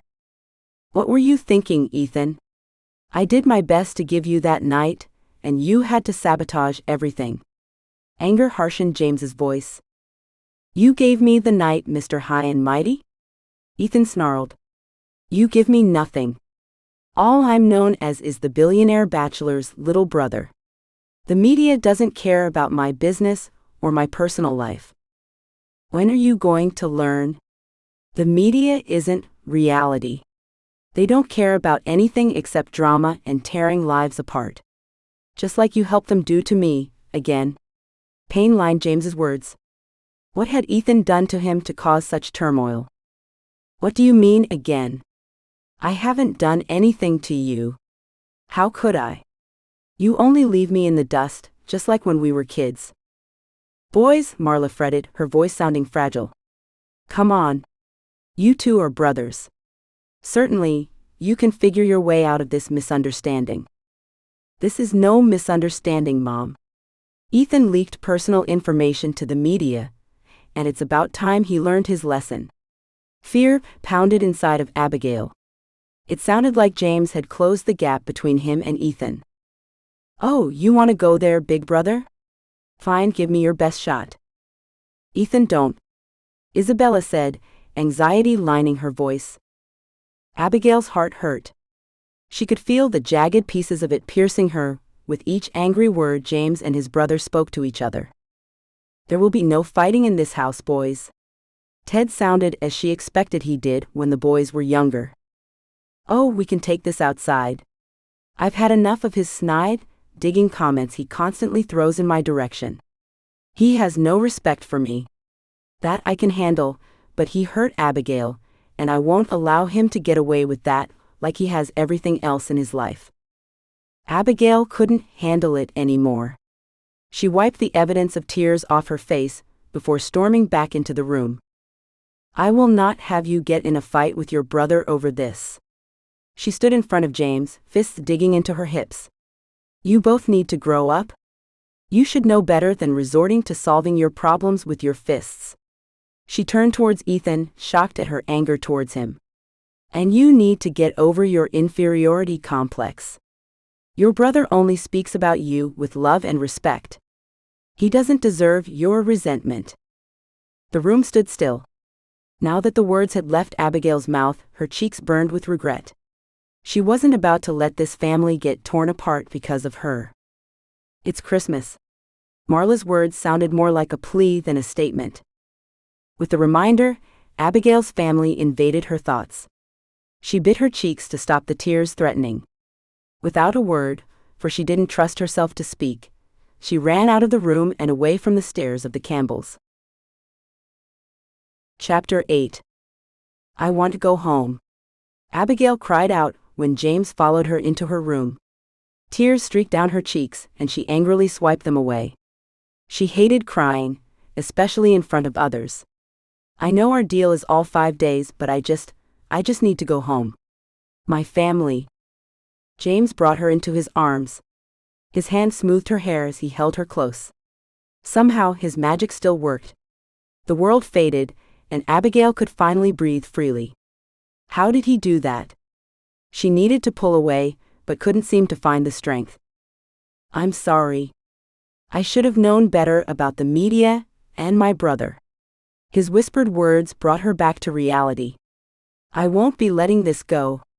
You can count on that. Abigail pushed back from him, though he didn't let go easily. She dried her tears and leveled her gaze to his. His dark eyes held so much more than she had seen only days before. How could her life have changed so drastically in a matter of 2 days? I'm not ready for this. I can't handle the media attention. That announcer's right, this is above my pay grade. I'm paying you triple the time for this trip. You want more? James, one day you'll realize that some things can't be bought. Her lips thinned and she bit her cheeks. How dare he offer her more money after what they had done?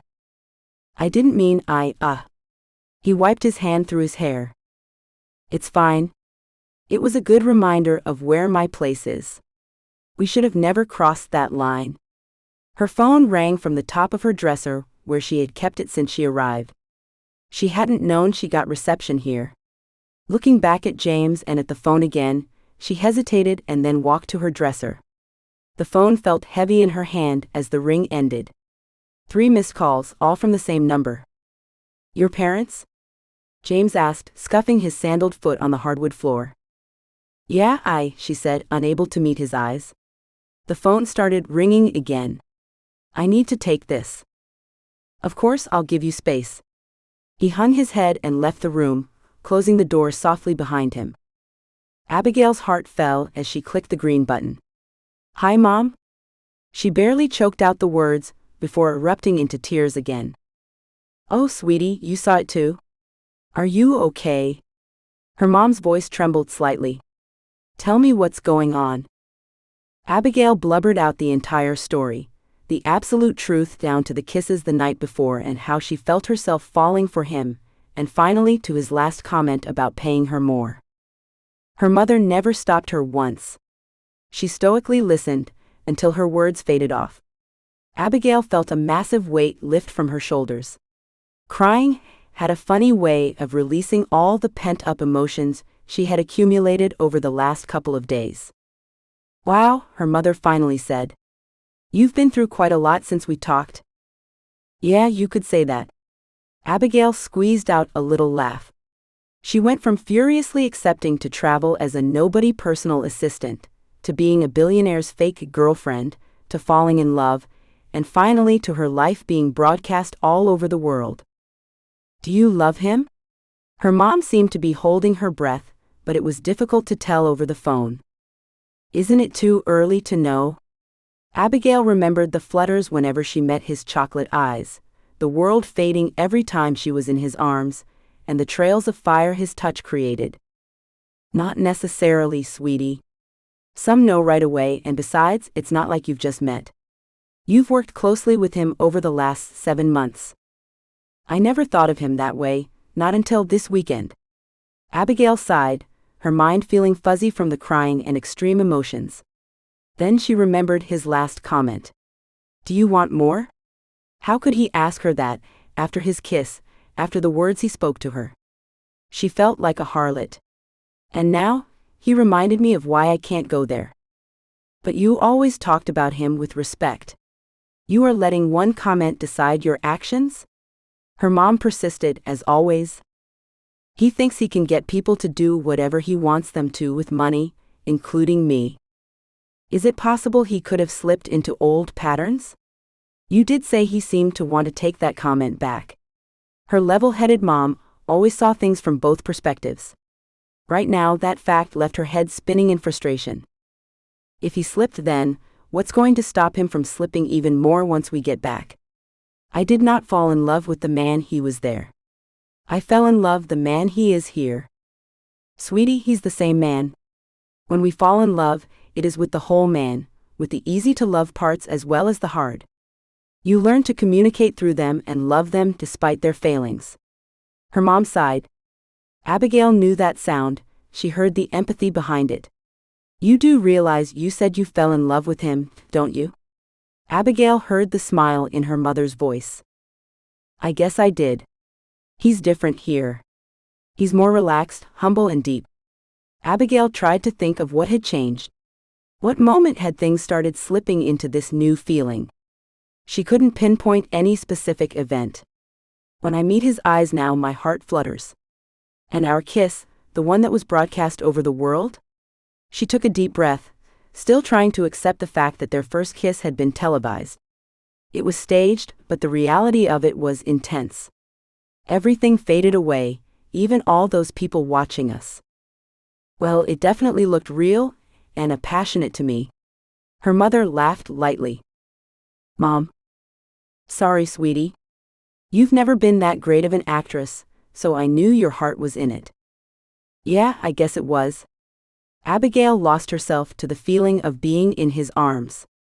She felt so safe there, like none of this other stuff mattered. I don't know how good of an actor James is. Do you know if he feels the same way? Abigail's heart hammered. His words filtered through. He wanted to be a couple, for real, not for pretend. I thought he did. I'm not so sure now. He seems to still see this as a business transaction. Because of one comment, amid a heated discussion? Sweetie, you're going to have to learn that people say things they don't mean when emotions are high. He's trying to leverage my feelings with money.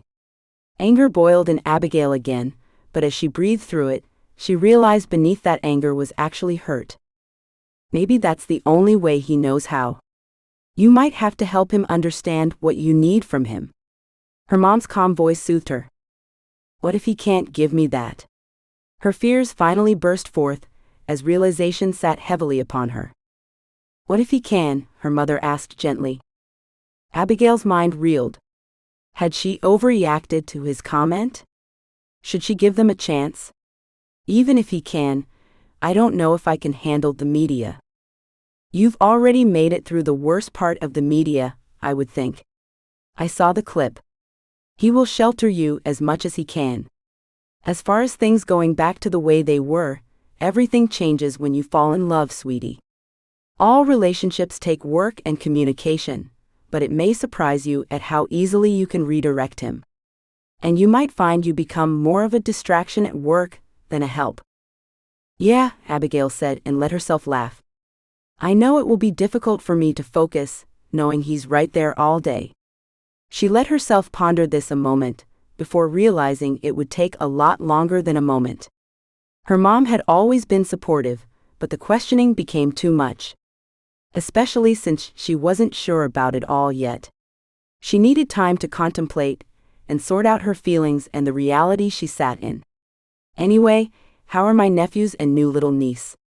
I can't wait to hold her. They're all great. They miss their auntie, but everyone is staying around after Christmas to spend some time with you. Don't worry, sweetie. We miss you, but we all understand, well, that is, if I have your permission to explain to them. Of course, fewer questions for me to be bombarded with when I arrive. I want to come home now. I don't want to be here anymore. I know it's difficult, sweetie, but you made a promise. You need to stick it out. We'll be waiting for you. Only a couple more days, right? Yeah, James said he would have his personal jet bring me there straight from Hawaii the day after Christmas. Her face fell. Of course, her mom would encourage her to do the right thing, even if it tore her up to do so. A personal jet sounds nice. Will he be joining you? Oh, that wasn't part of the original plan, but now I don't know. Abigail thought about James at her humble childhood small-town home. Talk about being out of his norm. How would he react to the wonderful chaos of her extensive family? Especially in a house that could fit inside this vacation home about 5 times.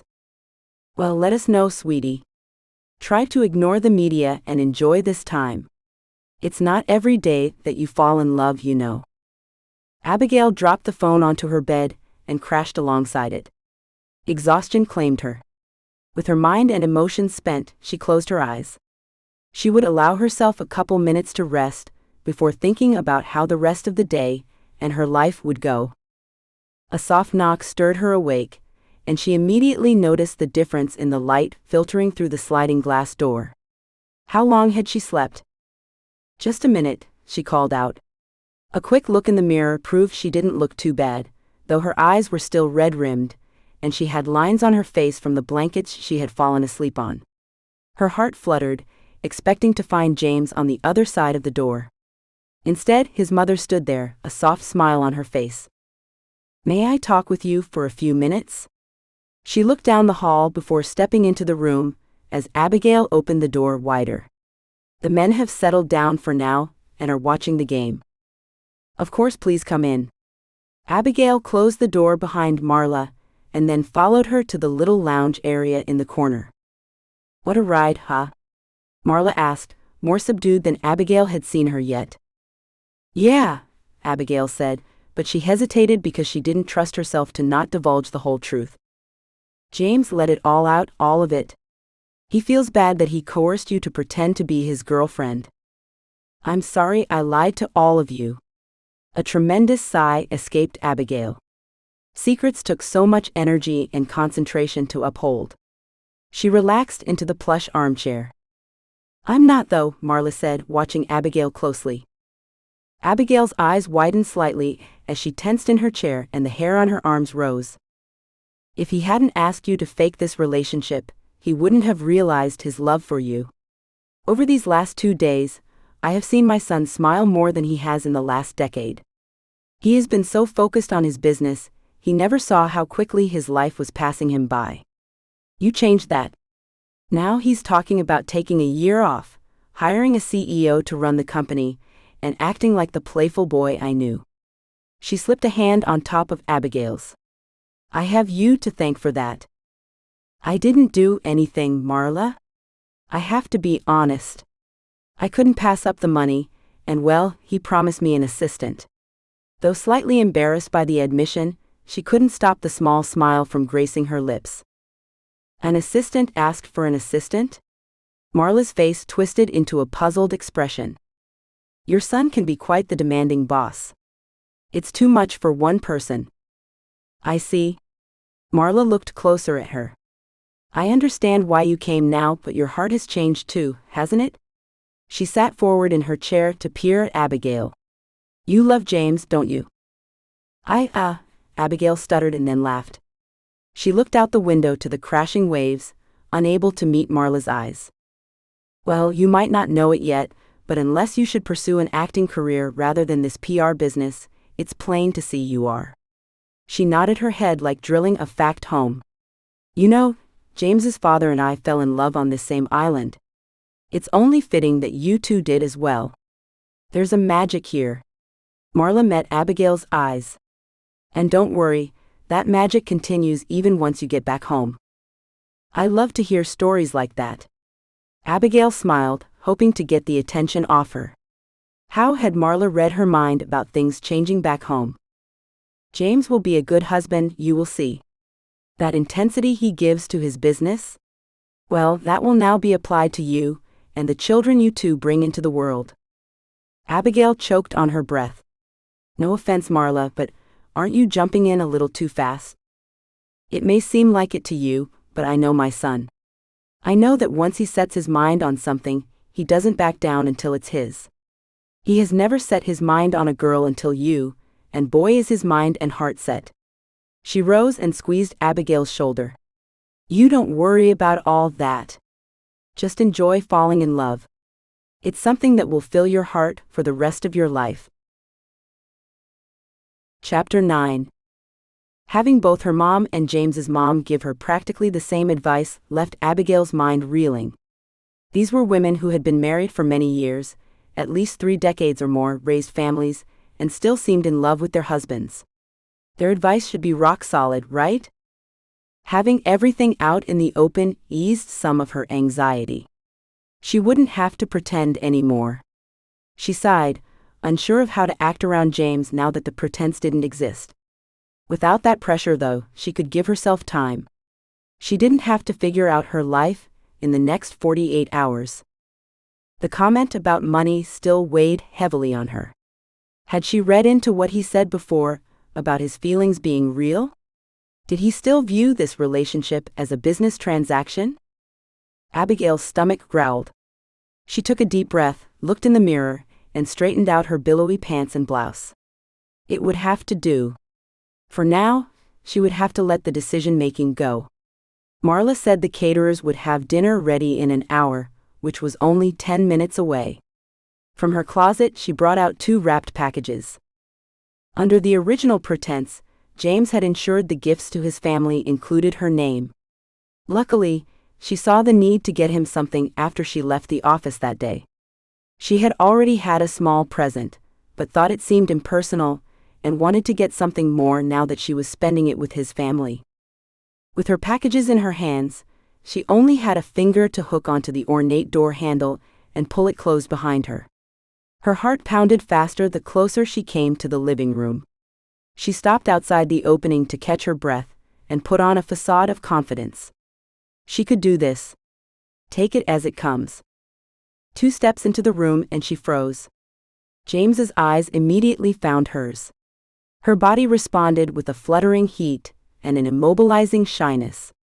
Everything had changed now that their fake relationship had ended, at least the pretense with his family. Standing here, all eyes on her and judging her reaction, she almost wished it still existed.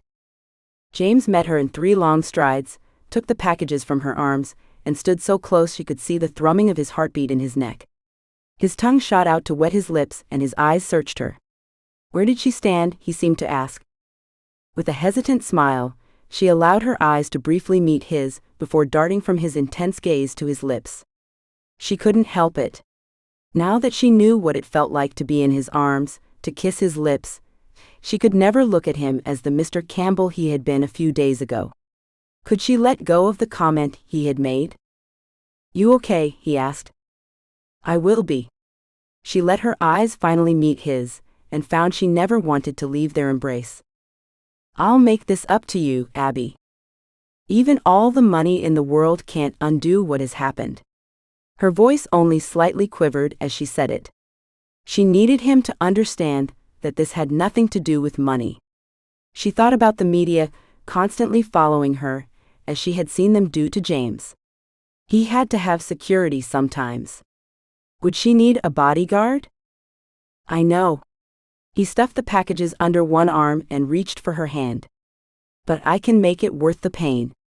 His thumb rubbed along her fingers, sending a rush of energy through her. Then he brought her hand to his lips and kissed her fingers. "If you allow me." A flicker of hope opened her heart slightly. Maybe he did understand what she needed for comfort, to feel safe in the middle of all this chaos. Being this close to him already eased the anxiety of her drastically changing life. The world and all the future problems almost faded away, almost. Maybe they could leave, take off to somewhere no one would recognize them. On their way to dinner, Ethan veered off, blocking Abigail. Her heart stopped, and a small flame of anger sparked within her. Without his involvement, she might have had a few extra days without the media attention. At least long enough for her to have warned her family first. "I want to apologize, Abigail," Ethan said as he eyed James, who stood with his arms crossed. She had seen that stance before. It never meant good news for the other person. Ethan swallowed and finally met her eyes. "I didn't know your relationship was a secret and, well," he shot a glance at James before looking at her once again. "I have always had problems keeping my mouth shut." The sideways smile quirked his lips, reminded her of James. He often smiled like that when feeling unsure, which had barely happened before this trip. Abigail didn't know if it was the magic of Christmas, or the grin that did it. Yet, what woman could possibly hold ill feelings when a man smiled at her like that? It seemed to show the little boy that lived inside of them. "It was bound to come out eventually," Abigail said with a shrug. "What good would it do to hold a grudge against anyone? What's done is done." Her family now knew the truth. His family did too.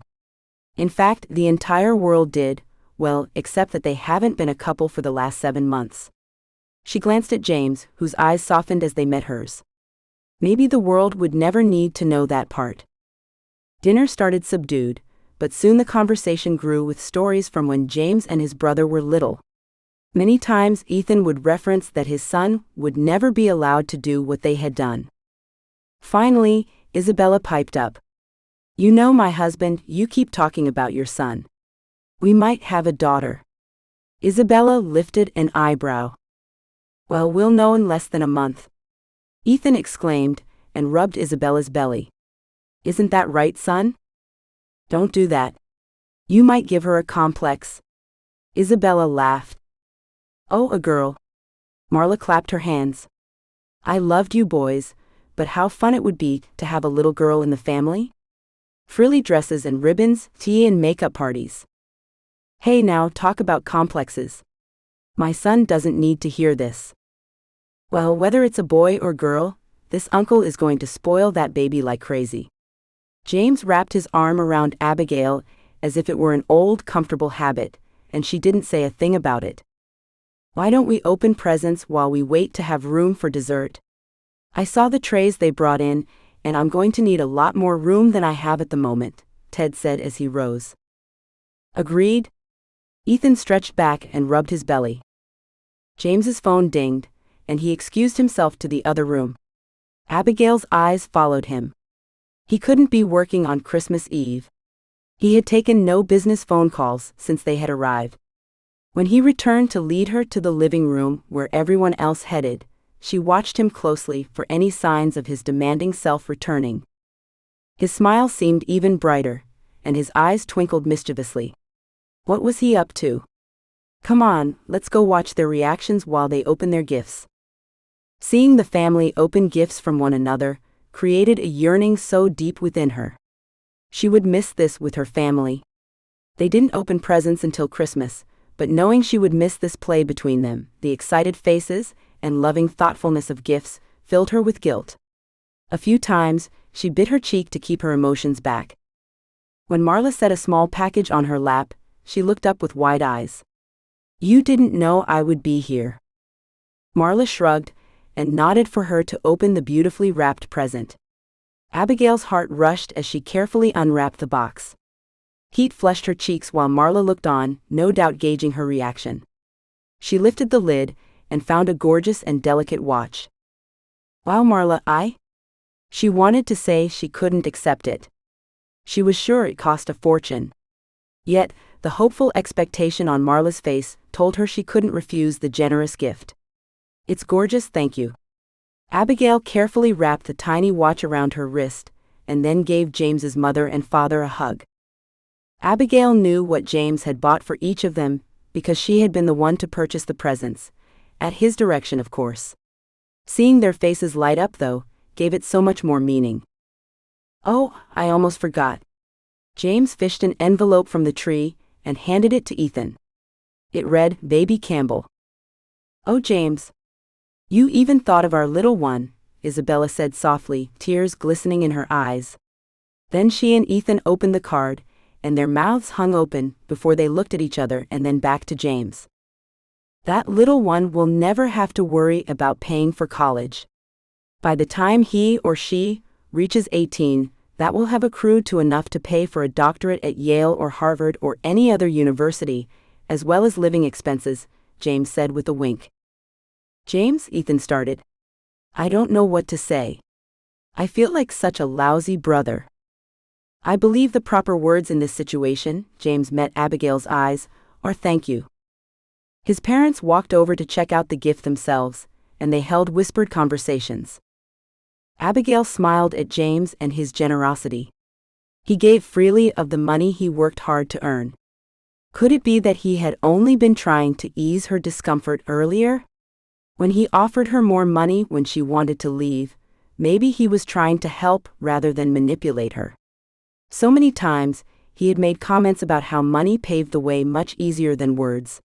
That was what he was used to doing, in business and possibly with past relationships. Maybe her mom was right. Maybe she needed to ask James not to involve money in their personal relationship. She saw his untouched gifts next to him. Don't forget about your presents. They aren't near as extravagant. You didn't need to get me anything, so even if they are empty boxes, they would be wonderful. James kissed her forehead, and then opened an office toiletry case full of all his normal products, down to the flavor of toothpaste he preferred. For those days, you practically sleep in your office. Abigail pulled at the hem of her shirt. Though I'm hoping there will be fewer of those late nights. I'll do my best, he said, his voice deep with conviction. How did you know each of these items? These are the same brands and flavors and fragrances I use. Abigail smiled and said, I have my ways. Then he unwrapped the smaller package. After he read the gift certificate, he threw his head back and laughed louder than she had ever heard him. Only you would know about my sweet tooth. I haven't forgotten, his mother said as she joined them, leaning over James's shoulder to peer at the letter. A year's supply of cookies of the week. She squeezed Abigail's shoulder. Yeah, I'd say you know my son. Speaking of sweets, let's get some of that dessert. Ted threw his arm around Abigail's shoulders, leading her towards the kitchen. Have them pack ours to go, Abby, James said, stopping her in her tracks. Ted squeezed her shoulders one more time before releasing her. Why? Her heart had stopped.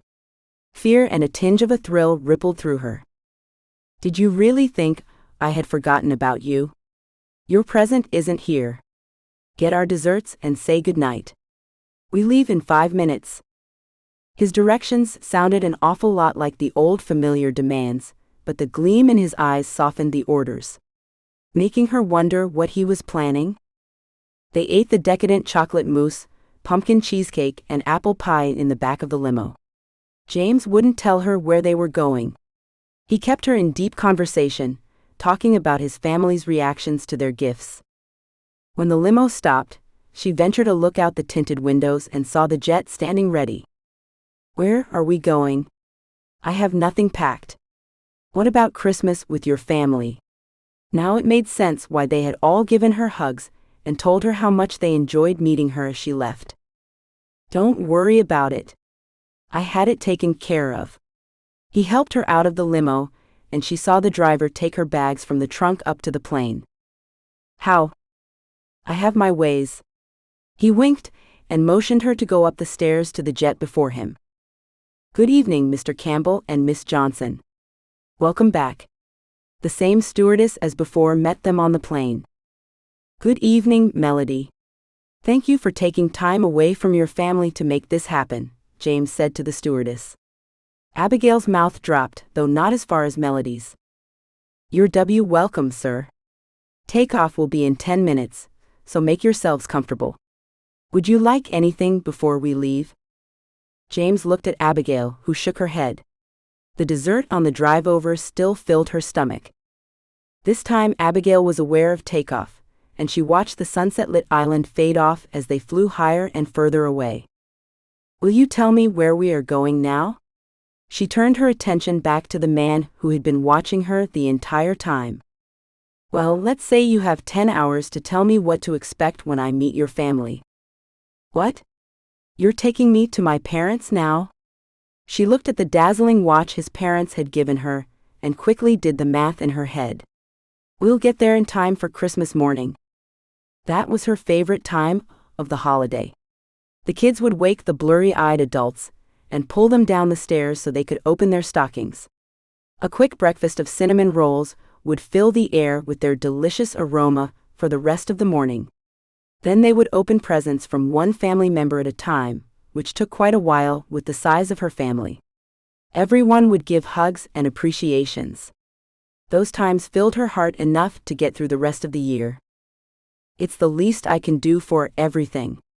He leaned forward, reaching for her hands. He stuttered and cleared his throat. I would like to meet your family as your boyfriend. For real? Abigail choked on the words. This was any other girl's dream, a billionaire asking to be her boyfriend.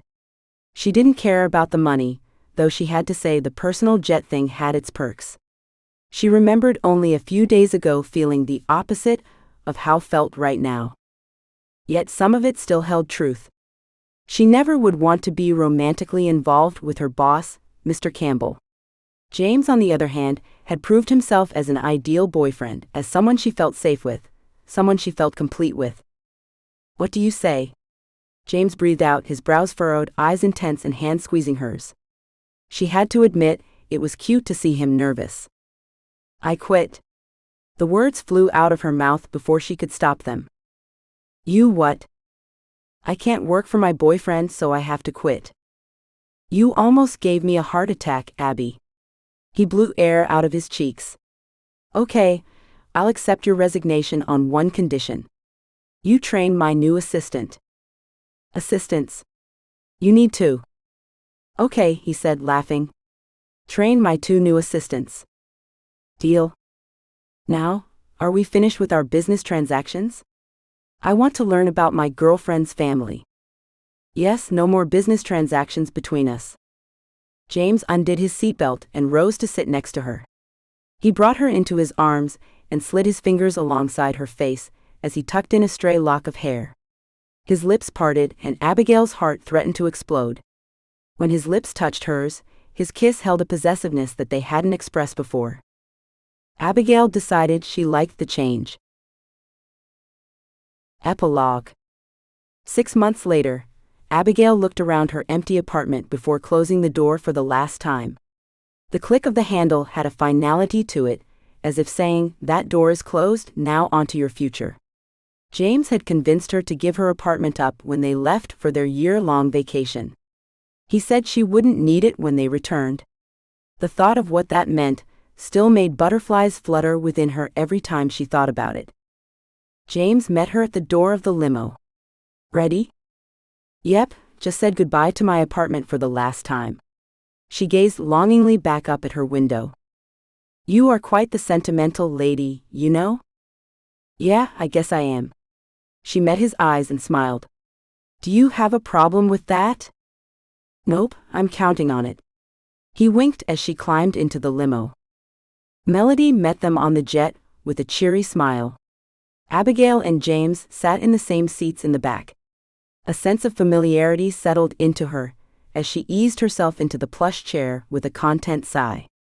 How had she gotten used to this type of living already? "I can't believe we're going on vacation for a year," Abigail exclaimed once James had settled into the seat across from her. "I know. I'm concerned we won't want to return to real life afterward." "I don't think we could want to." She closed her eyes, excitement rolling through her veins. Her eyes shot open, and she frantically searched through her purse until she finally grasped her passport to her chest. James chuckled. "You're too cute." I almost flipped. "This little book here is going to cause 1,000,000 tiny strokes in me this next year." "Nah, you'll get used to it." He leaned back into his chair and closed his eyes as if he needed to sleep for the next week.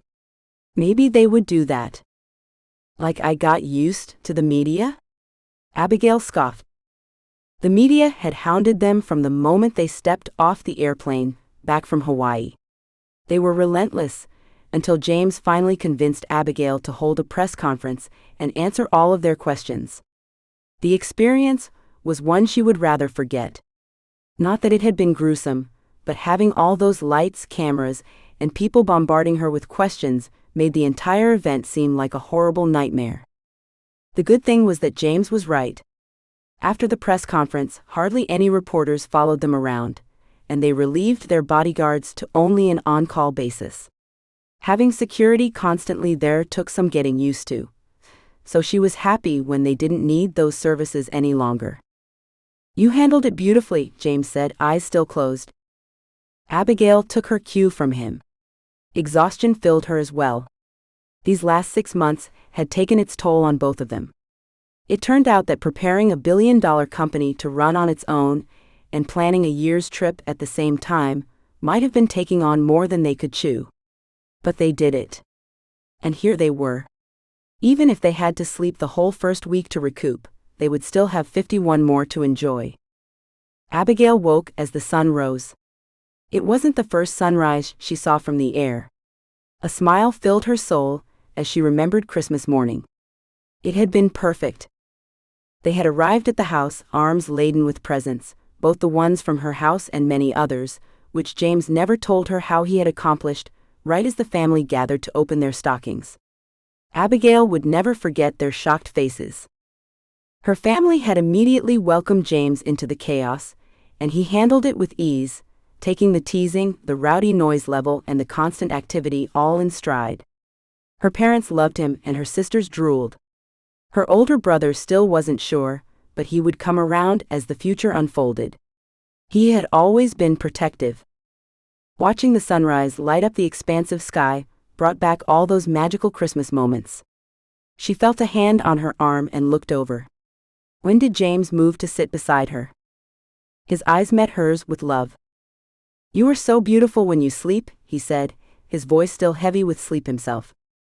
A blush crept up to her cheeks as she took his hand in hers. She looked out the window again to see the first glimpses of the island that had changed both of their lives. There was something magical about that place, just as Marla had said. "I'm looking forward to having you all to myself this time." James brought her hand up to his lips, a mischievous expression crossing his face. "You better behave as the gentleman your father raised you to be," Abigail playfully scolded. In truth, she wanted to beg him to hold true to his morals. There was something about him that made her lose any sense of self-control. "Oh, I plan to." He caressed her cheek, and then brought her to his lips for a sweet, lingering kiss. He pulled back and smiled. That is, until I don't have to anymore. Abigail's heart pounded, and her stomach fluttered. He did it again, alluding to their future.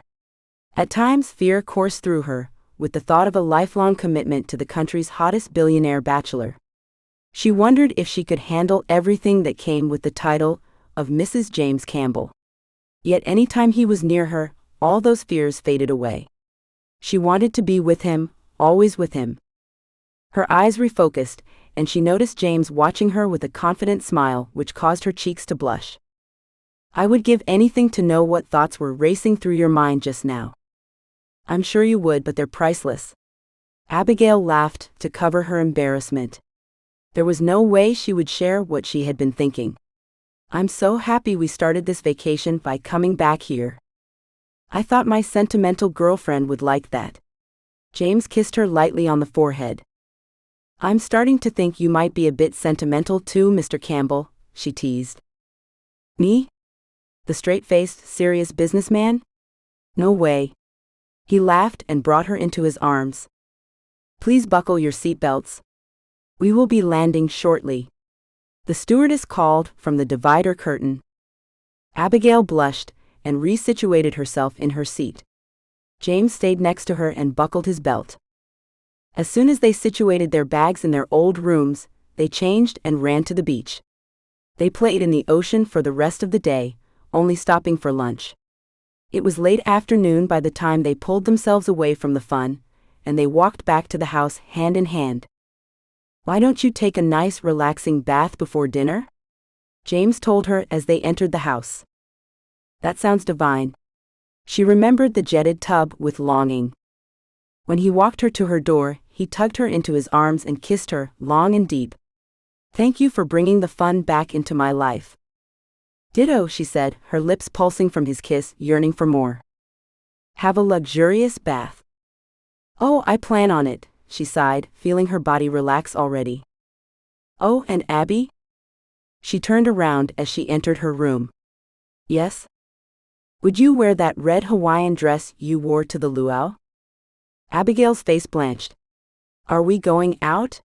Fear still raced through her every time they went out on a date. Media and fans were everywhere. No. The intensity in his eyes dove deep into her. Anything for you, James. She breathed easy again, stuck her head out to give him a quick peck, and danced to the bathroom. Would life always be so easy and dreamy with him? She was sure not, but she would not complain about it right now. Enjoy falling in love, both her mother and his had told her, and she meant to do so. James knocked on her door, a little over an hour later. She had just finished putting on her last earring. Swaying to the door, she couldn't help but remember them dancing on stage together. That had been the moment that made it real for her, that kiss that faded out even a roaring crowd. So stunning, James breathed out when she opened the door. He twirled a red flower in his hand, as he did the night of the luau. May I? He reached up and secured the flower behind her left ear, tracing his finger down her cheek as he had before. This time, though, he took a step closer and brought her into his arms. Abigail's heart pounded, remembering what his dad had said when he interrupted them in this same moment 6 months ago. She could feel his breath on her neck. It sent tingles throughout her body. I love you. His whispered words shocked her to her core and lit her body on fire. He had never said those words in that straightforward way before. He had alluded to it, played around it, but never said only those 3 words. Her arms wrapped around him tighter and she kissed his neck before whispering back, I love you too. His award-winning smile sent another rush through her. He took her hand and led her through the house, out back, past the table there, and towards the beach. She wondered where they were going, but she felt so content that she didn't want to ruin the moment by asking. The sun sank low on the horizon, spreading oranges and pinks across the ocean in a beautiful splendor of color. Her eyes were so transfixed on the display, she didn't notice the candle-lit table on the beach until they stood next to it. She let the white silk cloth slide through her hands. So elegant. Wow. Abigail's breath caught in her throat. He had set up or had someone set up a very romantic and secluded table for two right on the shore. The waves crashed upon the sand not even 50 feet from them. She loved how the silver covers over the food reflected the colorful light of the sunset, and how the candles flickered in the ocean breeze. This kind of night only happened in love stories, books, and movies, not to people like her. "Does this make you happy?" James asked as he pulled out a chair for her. "You make me happy." She rested her hand on his as he laid it on her shoulder. "And you make me happy," he said as he took his seat across from her. The moment was perfect. How had she been lucky enough to fall in love with the billionaire bachelor, and him fall in love with her? Abigail's hands shook as she reached for her glass of water. In fact, the tremor didn't stop throughout dinner. Dessert was some of the decadent chocolate mousse she had loved on Christmas Eve. He even brought champagne, and they each drank a small flume of the bubbly drink. Abigail seemed to vibrate with the love between them. What a wonderful way to start an entire year of being on vacation with the man she loved. A sense of rightness filled her, one she would have never imagined could happen 6 months ago.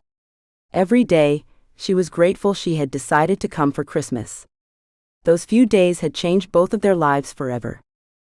James watched her, a curious and mischievous smile on his face. He looked like a little boy about ready to pull a big prank. "Are you finished?" he asked her. "Yes, it was wonderful. Thank you so much for this, James. It truly is the perfect night." What better way to end a perfect night than with a walk in the moonlight? He stood and held his hand out for her. They walked hand in hand down the beach, enjoying the sound of the waves crashing at their feet, the feel of the cool sand squishing between their toes, and the heat their hands gave each other. James stopped, his eyes scanning the horizon, up towards the house, and then all around them. "What are you looking for?" Abigail asked. "Just making sure this is the right spot." He smiled at her and scuffed his foot in the sand. He seemed as jittery as the waves on the ocean. Abigail looked around, and slowly it dawned on her. This was the spot they first kissed for real, without an audience, without pretenses, only James and her trying to figure out if what they had felt on stage was real. Obviously it was. "I thought about all the romantic places we would travel to, but nothing seemed as special as right here. This is where everything changed." Well, it was a confirmation that everything had changed for me. Here, when our lips touched, not because we were playing a role, but because we were being ourselves, something happened within me. My entire view of life changed. I could finally see beyond my narrowed business model of life. The world in all its splendor opened up for me. Her eyes widened as she met his gaze. Luckily, he was still holding her hand because, with all the fluttering inside of her, she might have lifted off the ground otherwise. James lowered to one knee, his eyes never leaving hers. "Abby, you have tolerated more from me than any person should have to, and still you gave me a second chance. The way you see every part of me makes me feel like I am the most important person on earth. You have given me a new purpose in life. I had met all my professional goals and beyond, and still felt such emptiness. You filled that emptiness, making me whole. You make me want to be more than I am. I want to be the person you see in me. Abigail Johnson, please," he emphasized, "make me the happiest man in the world by saying you will marry me." Her whole body tingled. She felt like she would faint and die from happiness at the same time. "Yes." She fell to her knees, joining him in the sand. "I will marry you." He slipped the expensive-looking yet not overbearing ring on her finger, and smiled a smile that if she had not already been in the sand, would have melted her there. Marrying a billionaire had never been in her plans. She thought of the crazy roller coaster she had been on for the last 6 months, and she was so glad she ended up coming to Hawaii last Christmas. If she hadn't, James never would have become more than her billionaire boss, and she wouldn't be marrying the man who completed her. Thank you for listening to More Than My Billionaire Boss. I hope you enjoyed Abigail and James's story. I love how fake relationships can turn into something more. Next up is Emma and Luke's story, More Than My Ex-Fiancé. This More Than Friends book will leave you believing in the miracles of Christmas as forgiveness fills their hearts. Of course, being stuck on a broken ski lift with your ex-fiancé can stir up all kinds of feelings.